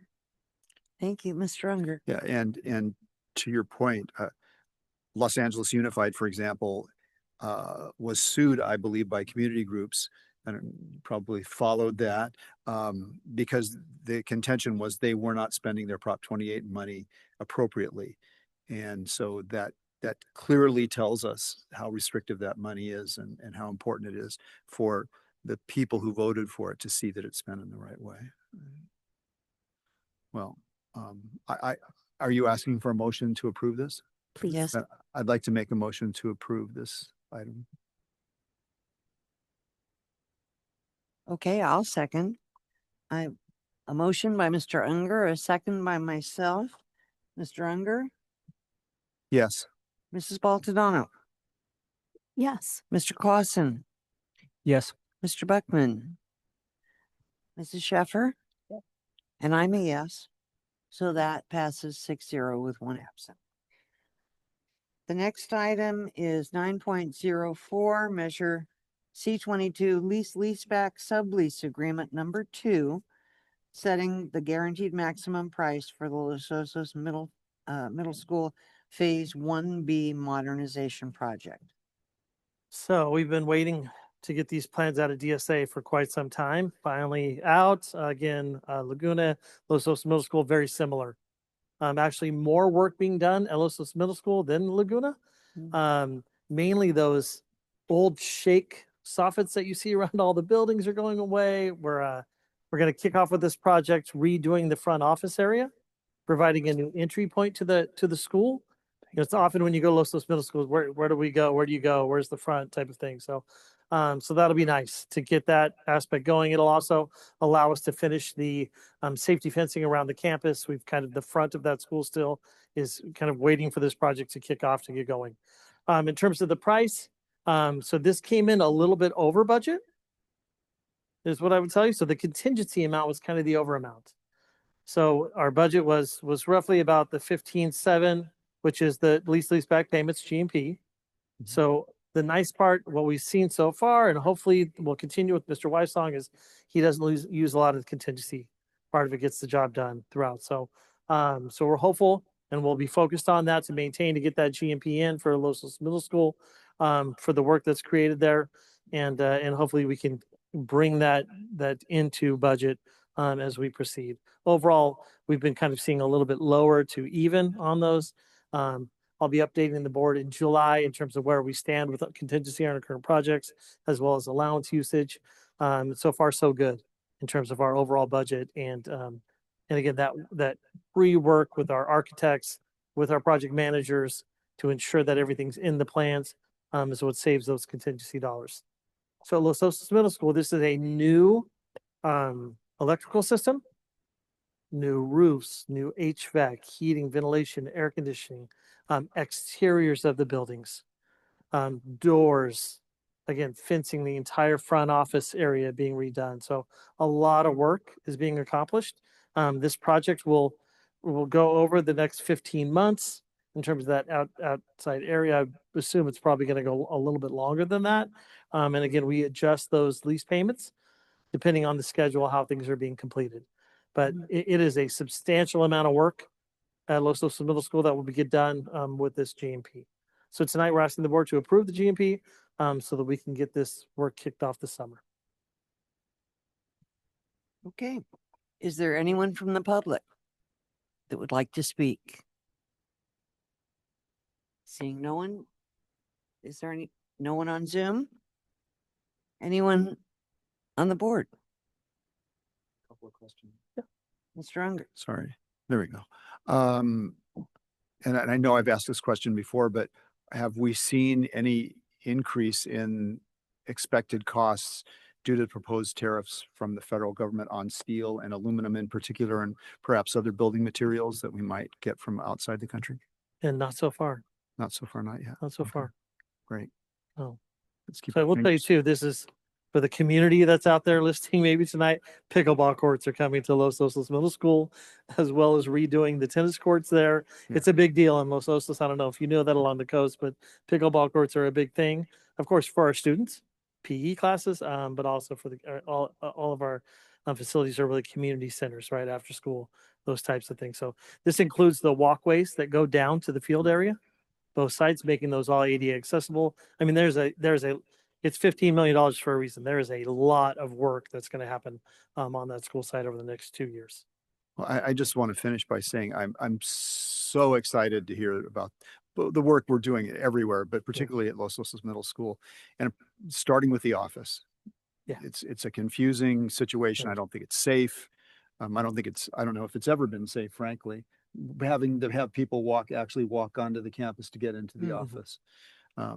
That's been a concern I've had. So I'm excited. You know, I have heard this rumor that in years past, Los Osos Middle School was referred to as the prison. And I'm so excited to hear that we're modernizing it and really bringing it up to a standard that I think our students deserve. So go for it, guys. It's the same as Laguna, so it's also a prison then. Yeah, I have not heard it referred to in that way, but but we may be talking to different people in town. Although I agree that pickleball is huge It's a big deal. in Los Osos. I get a lot of emails about it. Yeah. And so the fact that we're putting in pickleball courts will be, And they're the separate. from the community tennis. Yeah. will be really happy about that. And we're not just redoing tennis courts and trying to make them seem like pickleball courts.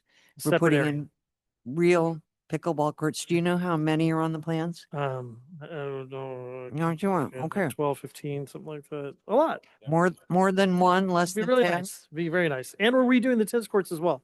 Just so you know. So both. All the whole physical education area down there is all getting redone. As well as of course, we're working on the fields as well.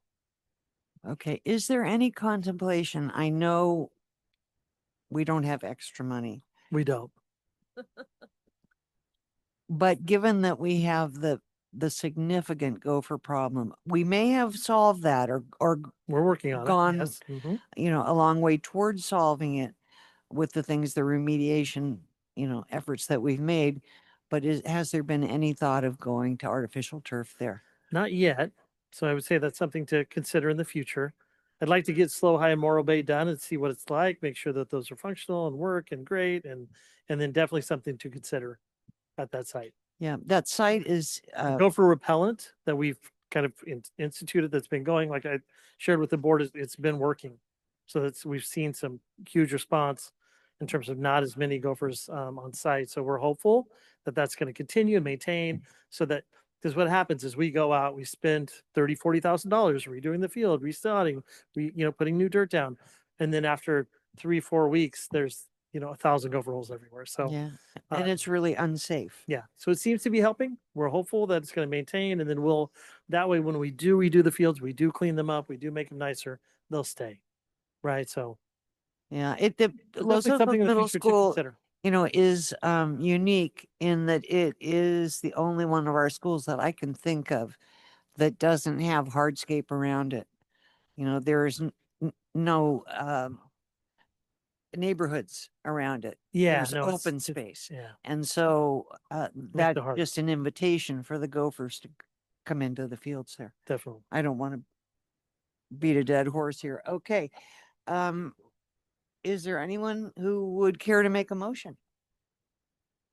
Sure, I'll do it. I'd like to approve item 9.04, measure C22, leaseback sublease, amendment number 2, setting the GMP for Los Osos Middle School Phase 1B modernization project. So I have a motion by Mr. Unger and a second by Mr. Sheffer. Mr. Unger, Yes. Mrs. Sheffer, Mr. Clausen, Yes. Mr. Buckman, Mrs. Baltadano. Yes. And I'm a yes. So that passes 6-0 with 1 absent. For all of you who love gophers, I apologize. I beg your I pardon? don't mean gophers harm, but we like our fields to be nice. We have some people that are very upset. Well, to it the best would of the be gophers. wonderful if we could just reason with the gophers, It would be nice. but that has not worked out well. Yes. And you thought GPA had its Gopher Protection Yeah. Associate. Okay, I'm not kidding. 9.05, don't go anywhere, Mr. P. You got it. Measure C22, this is an RFQP number 331. Award the design build contract for Morro Bay High School and Slow High School artificial turf field projects. Yeah, so like I said earlier to the board, I'll be bringing the representative from Field Turf out in July to talk with the board about the variety of options that the board has in terms of fill substances. So artificial turf is, kind of the rubberized turf grass that they put out and then they fill the area. So there's like 8 different things that you can use as the fill, as well as a cool play. So they have natural fiber, they have everything. So I'm going to come back to you with that, right? In terms of talking about what the exact turf we'll use as we proceed. The reason why we decided, Mr. Buckman, on a design build for this particular project is it is a real specialty thing. So putting in turf is not unlike what probably any of our contractors in our area really do. So when we put this out, we were again requesting, design build, right? So it's basically the contractor architect come back to us, you tell us, we have the basis of kind of what we'd like to have. Morro Bay was a little bit more specific, again, because of the lights and the bleachers project, kind of bringing them up to par with San Luis Obispo High School in that area, right? So that was the goal. We had 2 respondents that responded, and one, the response from Mr. Mano was one that really stood out amongst the 2. Mr. Mano's company, as well as the architect that works with him. And it's in here, it's slipping my mind at the current time, but they had done all of the turf fields at Cal Poly. So the main field there, as well as all of the practice fields in the back of campus. So really had experience With artificial turf? with putting in artificial turf, right? And stadium remodels, those types of things. Mr. Mano had actually done both of the tracks at Morro Bay and San Luis Obispo High School. So he knows the facility, he knows the area. So that really stood out in terms of why they were selected. From there, we asked for kind of an RFP, like a price that goes through it. So Mr. Mano had a low fixed fee of 7.5, which is 2 percentage points lower than really any of our leaseback contracts that we've seen to date. So that was great in terms of his desire to do this project for the district, to tie in. He has that community buy-in, which was great. And then of course there was a fixed fee for the architect part, 92,000, a little bit more at Morro Bay for the work that's being done, 72,000 at San Luis Obispo High School. So I feel good about those. So again, we'll meet with the field turf reps. We'll get an idea of the exact products we want to move forward with, right? And then we'll bring that back to the board once we finalize a actual price and doing the work, those types of things. We're bringing this to you tonight because this takes a lot of planning. Because we have very short windows of time that we want to try to get this accomplished should the board move forward with it, right? So that we're not, graduation and all the different athletic events and those types of things that are unfolding, right? So it's really good to have the contractor on board. Hey, how can we do this? How can we still have track at Morro Bay High while you're doing this work, right? How can we still, what's the window of time at San Luis Obispo High School to get this done where we're, having less impact on the facilities, the sports, those types of things. When this is completed, it will be a game changer for athletics at both school sites. So right now we have a ton of facility use, youth football, different organizations that want to use our fields, and we have to say no because there's just, with now adding flag football, between football, soccer, track, everything that happens on the fields, our grounds department is unable to keep up as much as they try because there's never any off times anymore. And teams all practice during the summer now, throughout the year. So we're hopeful that this is a solution, right, that provides not only our schools with, again, an ability to use the field at all times, never off, but also allows some of those outside facility user groups so that, hey, if they want to come in on a weekend, or we can say yes to those, right? And there's something for young kids to play at the high school, on the high school field. That's just, it's just a really cool thing for them, right? So the more we can do that, help out our community in those ways are positive things. I'm hopeful that this is really successful. I would love to see some community ventures like at Los Osos Middle School to get the community on board too, and do something like putting artificial turf maybe on those fields as well, because they're so highly used by the community. So hopefully this is kind of something that we kick off, we get started, that is a success that we can then kind of build upon maybe with other groups as well. Well, that's a great thought, but I think the people of Los Osos are pretty well engaged in trying to figure out Sunnyside School and Save Cuesta Inlet. So I don't know if there's a lot of energy left for the fields. But there may be some grants, other things that come up in the future. And play pickleball.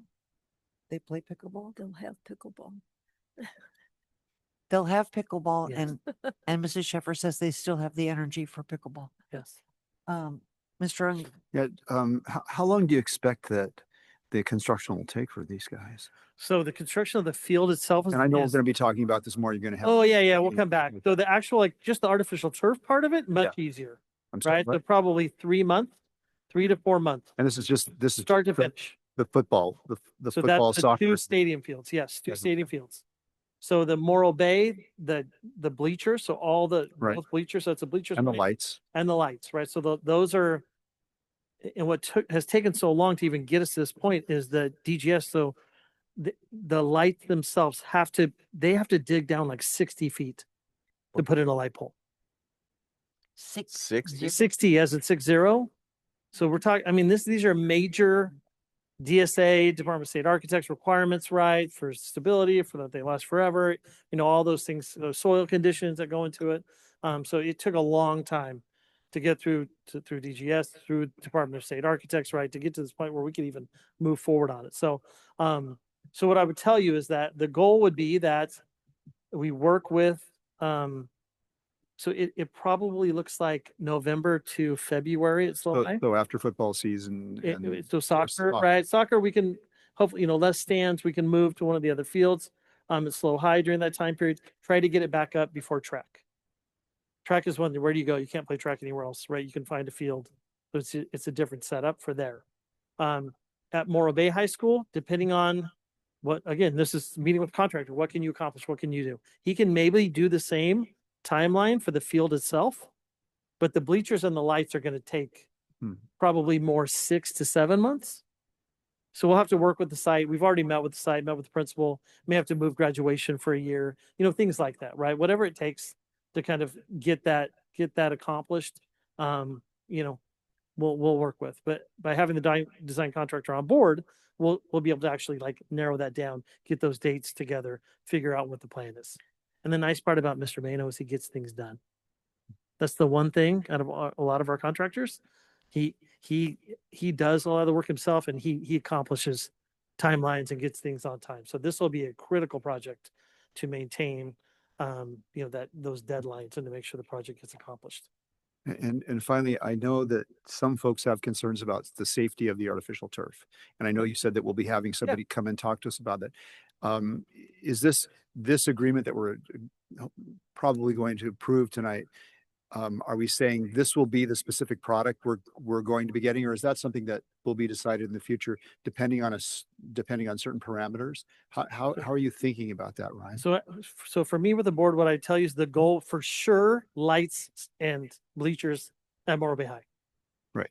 If you change your mind on the turf aspect of it in July, once we meet back with the board and move forward, my hope would be that July 17th that we have some type of direction from you. Hey, yes, let's go, let's move forward with that aspect of it.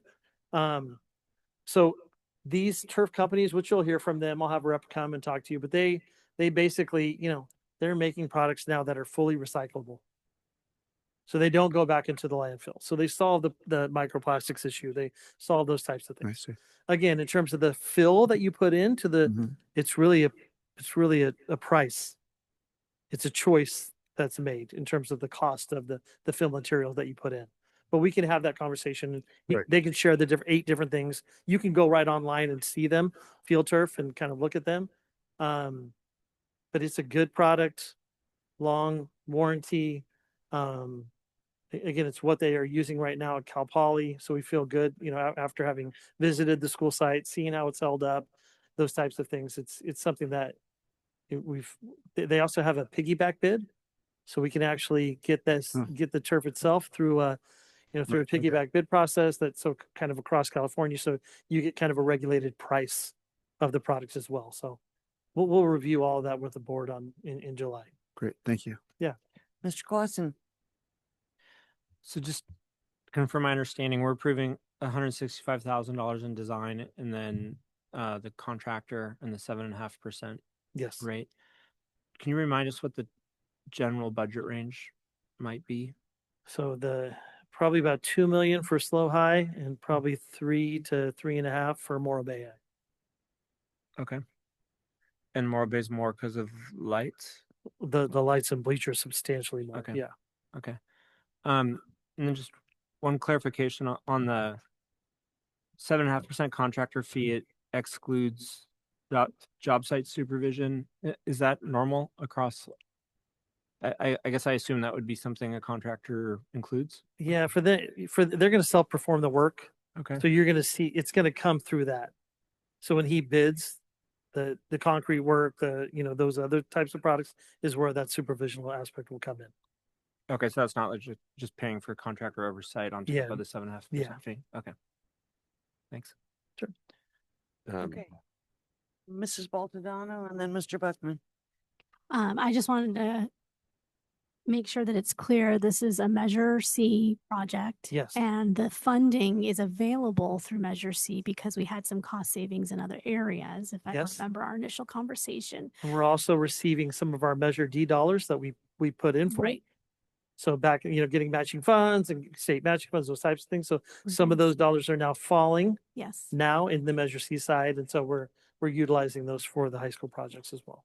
I just want to be sensitive to, just to people who may be listening. We're talking sure. millions and millions of dollars Yes. here between this and the prior agenda item. But again, this is an example of restricted funds. They Yeah. are based on the school bond measures that the public agreed to, taxpayers agreed to. And then we're working within those when we're talking about this item. Yes. Mr. Buckman. Thanks. So I've expressed this concern before, and the light stanchions are, so there's so much corrosion and salt out in the Morro Bay area. Yes. And what's the expected life expectancy, if we know, or is it going to be better than the last one? So they're probably 30 to 40 years. 30 or 40 years. And yeah, Okay. again, technology now versus what it was, those are probably 50 years old. Yeah, that have been that's- replaced at some point, some types of thing, but they've been there for a long time. I don't know about 50 years, but a long time. So I know that they've done some replacements with some of the poles themselves, but you still have like the old wooden poles on some of the lights around Morro Bay High, right? So they have made changes. I think in fact, maybe when I first started in personnel, they were doing some of the light replacements at the time, but they're at a point now where they have to be replaced. Then I guess the second question I have is, I'm just worried that there's no place in that general location in Morro Bay, that close to the ocean, that you can go down 60 feet without hitting water, and probably tidal water. Well, that's why they make you go down 60 feet. Excuse me again? That's why they make you go down 60 feet, right? So the bedrock, it's deep. Okay.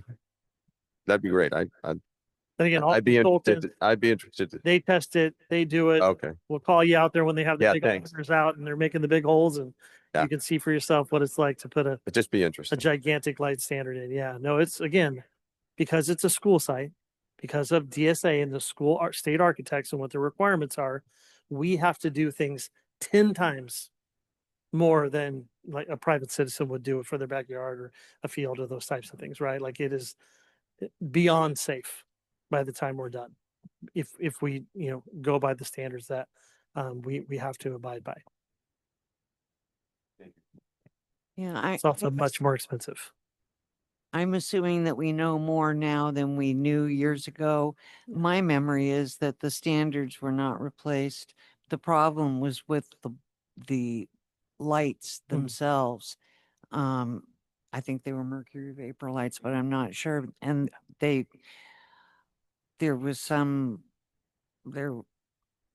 we had to argue a little to get the contractor to replace them, as I recall. So, but now I think those products have evolved, and yeah. whatever they're specifying, it would be appropriate for that application. Sure. I hope. So if you look at San Luis Obispo High School, they'll be the same. Actually, at Morro Bay High School, we've done the outside fields already. So we've done the softball, baseball fields, the outside, we just haven't done within the track area. So you can see the difference between the new and what the new will look like.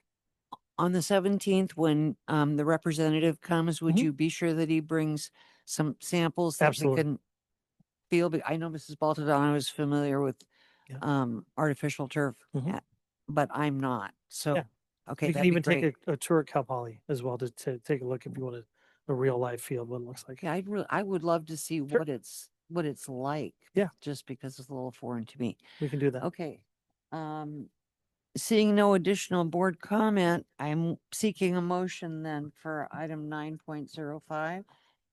I'll make a motion to approve the Measure C22 RFQP 331 award design build contract for Morro Bay High School and San Luis Obispo High School artificial turf field projects.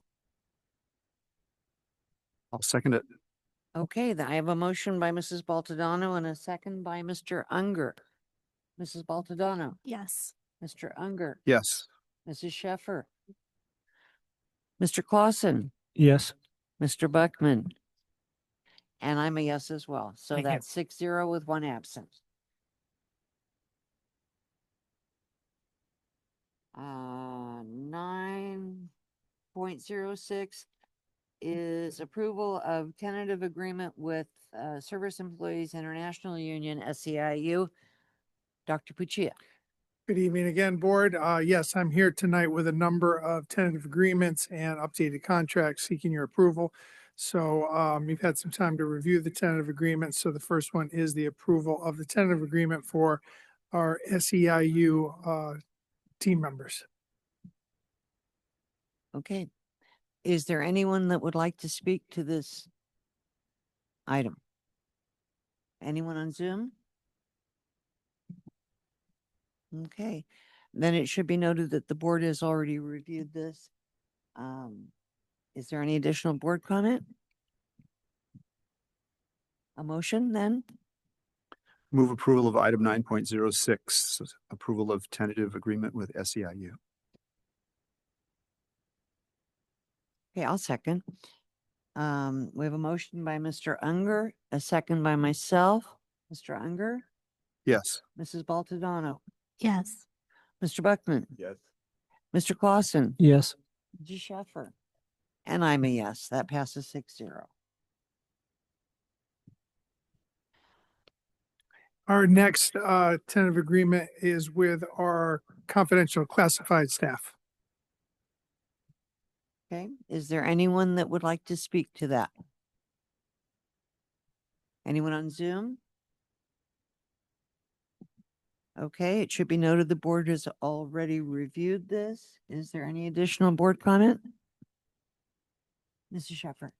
I would just make a motion to approve the tentative agreement with confidential staff. Okay. I'm I'll seeking a second. second. Okay, motion by Mrs. Sheffer and a second by Mrs. Baltadano. Mrs. Sheffer. Mrs. Baltadano. Yes. Mr. Unger. Yes. Mr. Buckman. Yes. Mr. Clausen. Yes. And I am a yes as well. That's 6-0 with one absent. Item 9.08, Dr. Puccia. Yes, again, we're seeking approval, consideration of approval for our tentative agreement with the San Luis Coastal Teachers Association. Thank you. It should be noted the board has previously reviewed this agreement. Is there anyone from the public that would like to speak to it? Anyone on Zoom?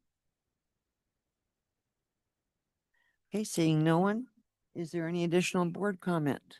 Mr. Buckman? Yes, I'd like to move approval of the SLCTA agreement. Okay, Mr. Clausen? I'll second. I have a motion by Mr. Buckman, a second by Mr. Clausen. Mr. Buckman? Yes. Mr. Clausen? Yes. Mrs. Baltadano? Yes. Mrs. Sheffer? Yes. Mr. Unger? Yes. And I am a yes. That passes 6-0 with one absent. 9.09. Yes, 9.09 is consideration for our approval of the tentative agreement for our Management Employee Council, otherwise known as MEC. It should be noted the board has previously reviewed this. Is there anyone from the public that would like to speak to it? And no one on Zoom, I see. So is there any additional board comment? Mr. Unger? I was going to make a motion. Okay. I'd like to move approval of item 9.09, approval of tentative agreement for Management Employee Council. And I'll second. So we have a motion by Mr. Unger, a second by myself. Mr. Unger? Yes. Mr. Clausen? Yes. Mr. Buckman? Yes. Mrs. Baltadano? Yes. Mrs. Sheffer? And I'm a yes as well. That passes 6-0 with one absent. Item 9.10. Yes, so item 9.10 is consideration of approval for addenda to the employment agreements for our executive cabinet, including our superintendent and 3 assistant superintendents. Thank you. And I have something I'd like to read here. The board has previously approved salary increases to other employee groups. The actions being considered today are to provide the same 1% salary increase to the superintendent and assistant superintendents. Government Code Section 54953 requires that prior to the board taking final action on a contract for a local agency executive as defined in statute, the board must receive a verbal report summarizing the salary or compensation paid to such employees during the open meeting in which the final action will be taken. As such, number one, the superintendent's annual compensation will now be $288,938. The assistant superintendent of business services annual salary will now be $259,278. The assistant superintendent of educational services annual salary will now be $222,800. And finally, the assistant superintendent of human resources annual salary will now be $212,221. Is there anyone from the public that would like to speak to this item? Seeing no one, anyone on Zoom? Okay, it should be noted the board has previously reviewed this. Is there any additional board comment? Then I'm seeking a motion. Also move to approve the addenda to the employment agreements for Dr. Prater, Mr. Pinkerton, Ms. Yamashita, and Dr. Pachia. Okay, and a second? I'll second. So I have a motion by Mrs. Sheffer and a second by Mr. Unger. Mrs. Sheffer? Mr. Unger? Yes. Mr. Clausen? Yes. Mrs. Baltodano? Yes. Mr. Buckman? Yes. And I'm a yes. That passes 6-0 with one absent. Okay, moving to the action consent agenda. I need to go to the public. Is there anyone from the public that would like to speak to any of the items on action consent? And no one on Zoom.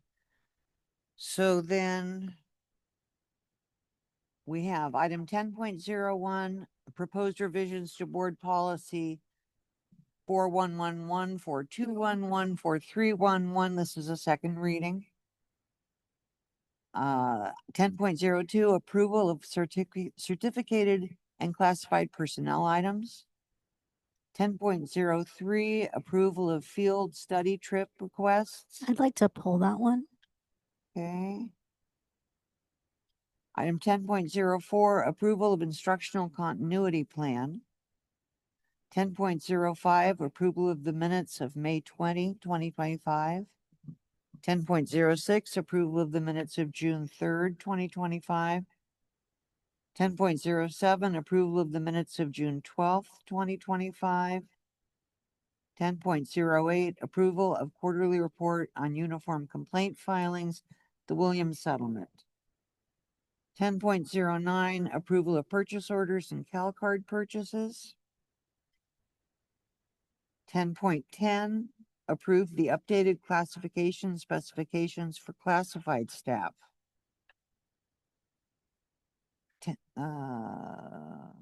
Okay, that concludes. I'd like to pull 10.10 since we're pulling stuff. Okay, I'm seeking approval then for items 10.01, 10.02, 10.04 through 10.09. I would move approval of 10.01, 10.02, 10.04, 10.05, 10.06, 10.07, 10.08, and 10.09. Well done. And I'll second. So I have a motion. Not 3, not 10. I'm sorry. A motion by Mr. Clausen and second by myself. Speed up as it gets later. Mr. Clausen, Yes. Mrs. Baltadano, Yes. Mr. Buckman, Yes. Mrs. Sheffer, Mr. Unger, Yep. and I'm a yes. That passes 6-0 with one absent. So we'll move to item 10.03. Mrs. Baltadano, you pulled that. I did, thank you. I pulled it because our board is required to approve out-of-state field trips and study trips. Item 10.03 involves a request from Morro Bay High School for out-of-state travel to play football.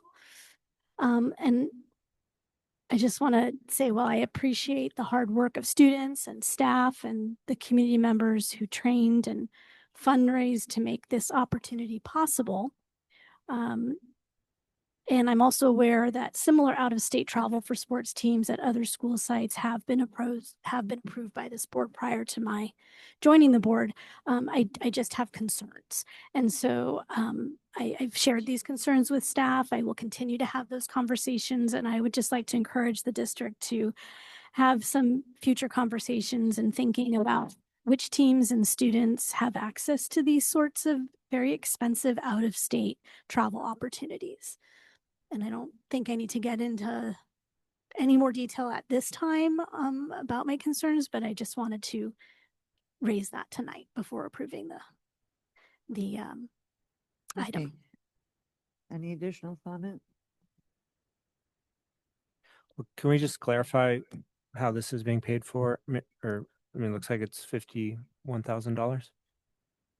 Yes, if I could jump in to clarify, these are not district dollars being spent. This is an entirely fundraised trip by the football team and the boosters, and they had started fundraising actually months ago, March-ish, when the idea came to light, and had worked a very successful casino night in addition to barbecues and some car washes and other activities. So this is not being paid for with district dollars. I would also like to highlight another area we're particularly focused on is how student travel affects their academic engagement in school. And because this trip is planned during the first 2-3 days of the school year, Mr. Ascaldi and his team put together a special academic plan that the students that will be participating on this trip are required to complete extra to connect and get off on the right foot of the new school year. But that's another challenge related to this trip we were concerned about and are working to address with the school level team. Mrs. Sheffer. I just want to say that I think I understand the concern. I don't know the details. You're choosing not to share them this evening, but I also want to say that it's in my time on the board, it's been, I don't know that, I really, on the other hand, applaud Morro Bay for the opportunity to do this. We see this occurring more at San Luis Obispo High School. And I think that Morro Bay having this opportunity, as well as many of the other opportunities, I don't know what the breakdown is, I'll admit, between when district funds may be used or partially used to accommodate some of the trips made by our auto teams, our welding, our CTE pathways teams who compete, the ag, FFA, all those things that our students have the opportunity to do that do require, and I, as one board member, applaud these opportunities for them to be out doing things outside of the area and having these great opportunities. Sports is, it's one thing. I do appreciate that on the application they had to set out how it can support and broaden the curriculum, and how that information will be shared at the site. So I think that it does. I can see a connection between the academics and this particular this particular trip. And mostly for me, it's just, I have to say it, seeing Morro Bay have the opportunity to do this. I think it's not something I recall seeing nearly as frequently as San Luis High. So good on them. And I would say because this was fundraised, I'm assuming that there is no student who wished to participate who is not able to participate. Thank you for clarifying that. That is accurate. All students who are members of the football team that wanted to participate are allowed to participate in the field trip regardless of the fundraising they were or were not able to contribute to. Okay, thank you. I too, I really applaud Morro Bay. This is, well, I think this is a well-deserved field trip. I think they earned it. And it's the first time in my tenure that I have seen them have the opportunity to do something as significant and exciting as this. It's something we more typically see with San Luis Obispo High School. I believe they availed themselves of a similar opportunity recently to go to Hawaii. This past October, the girls volleyball team at SLO High went to Hawaii to play in a tournament. Okay, so I think it's Morro Bay's turn and I'm delighted for them. Mrs. Baltodano, did you have anything to add? Yeah, I wanted to say that your points are well taken, and that's why I'm not going to vote against this. I appreciate the work that's gone into planning for it. I appreciate the opportunity for our school in Morro Bay to have similar opportunities that have happened at SLO High School. The reason I didn't want to get into any more detail tonight is just because it is complex, but I do think it values a conversation.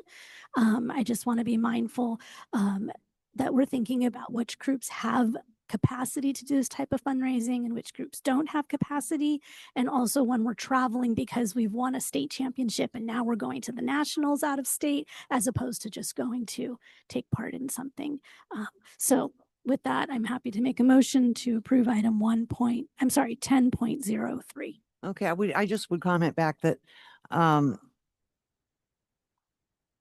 I agree that there does not seem to be equal opportunity among schools for fundraising.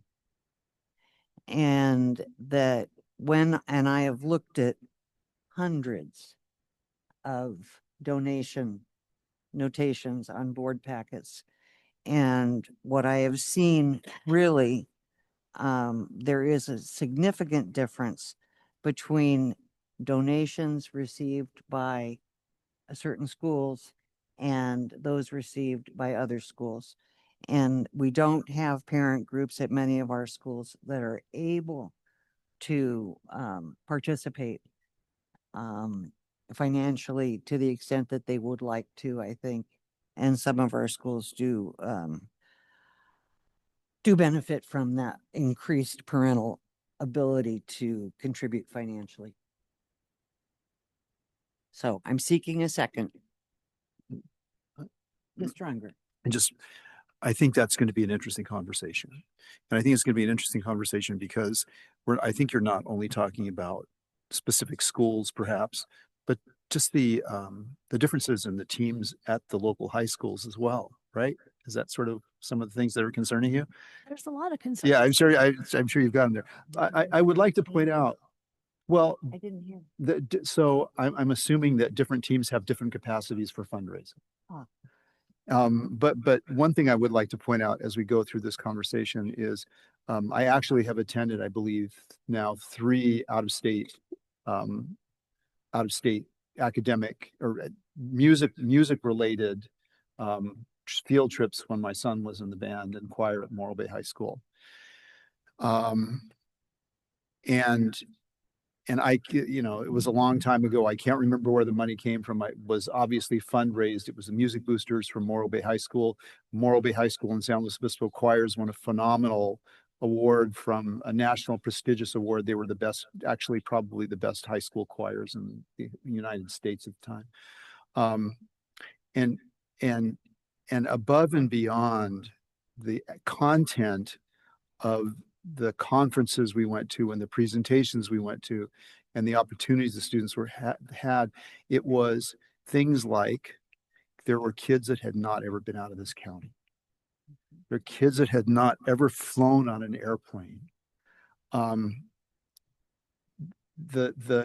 doors that had opened up for these students to be able to see what life was like outside of San Luis Obispo was absolutely worth whatever we were able to fundraise and whatever that the students got. No student was denied the opportunity to do that. But I will tell you, having your children sing at Carnegie Hall, where the Beatles have sung, it still makes me want to well up to think about that. To have your kids be able to attend a church in Harlem, something that never in my wildest dreams would I think that we'd have kids from this area be able to do things like that. These field trips are invaluable, and I only wish we could do them more. So I agree. Did you get a second? Because if you didn't get a second, I'll second it. Okay. And just on the heels of that, I would say,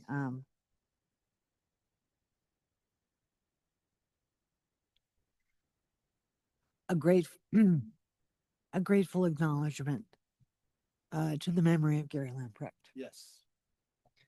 Okay, so I have a motion by Mrs. Baltodano and a second by Mr. Unger. Mrs. Baltodano. Yes.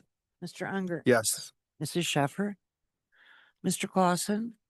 Yes, go Pirates. Thank you. Mr. Buckman. Yes. And I'm a yes. Passes 6-0 with one absent. So item 10.10, Mr. Unger, I believe you pulled that one. Yep. And Dr. Pachia, how many how many positions did you guys review? I believe we put it on the agenda tonight in the reclassification. There's 82 classifications, but there's some nuances within that. We interviewed and had conversations with over 200 employees. You know, I pulled this because I just want to acknowledge the work that your department and the Personnel Commission did. It is a tremendous amount of work, and it is so important that we make sure that the assignments align appropriately. And so I pulled this to congratulate you and to thank you and your staff for the hard work that you've done. Thank you. And I would just echo the appreciation to our staff, as well as the Personnel Commission and our union partners. We had them both come to the table and kind of, like I said, we got an award for our innovative practices in this area, and it was a very collaborative process. And we're still working through some of the classifications, but nonetheless, it was a Herculean lift, particularly led the charge by Rachel Robinson Vang. I want to thank her. But the entire team, had their fingers in the mix. So thank you. Yeah, I'd like to move approval of item 10.10. I'll second. So I have a motion by Mr. Unger and a second by Mrs. Baltodano. Mr. Unger. Yes. Mrs. Baltodano. Yes. Mr. Buckman. Yes. Mrs. Sheffer. Mr. Clausen. Yes. And I'm a yes. That passes 6-0 with one absent.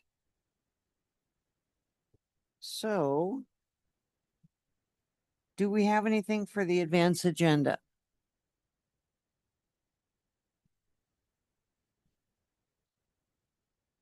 Seeing nothing, then reports by board members.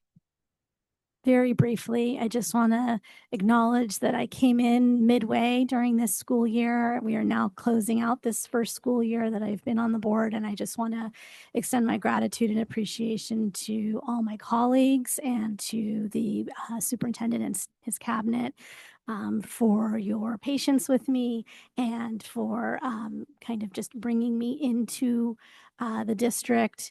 And helping me find my way and hearing my voice and my ideas as I learn. So thank you. Mrs. Baltodano, you are a class act.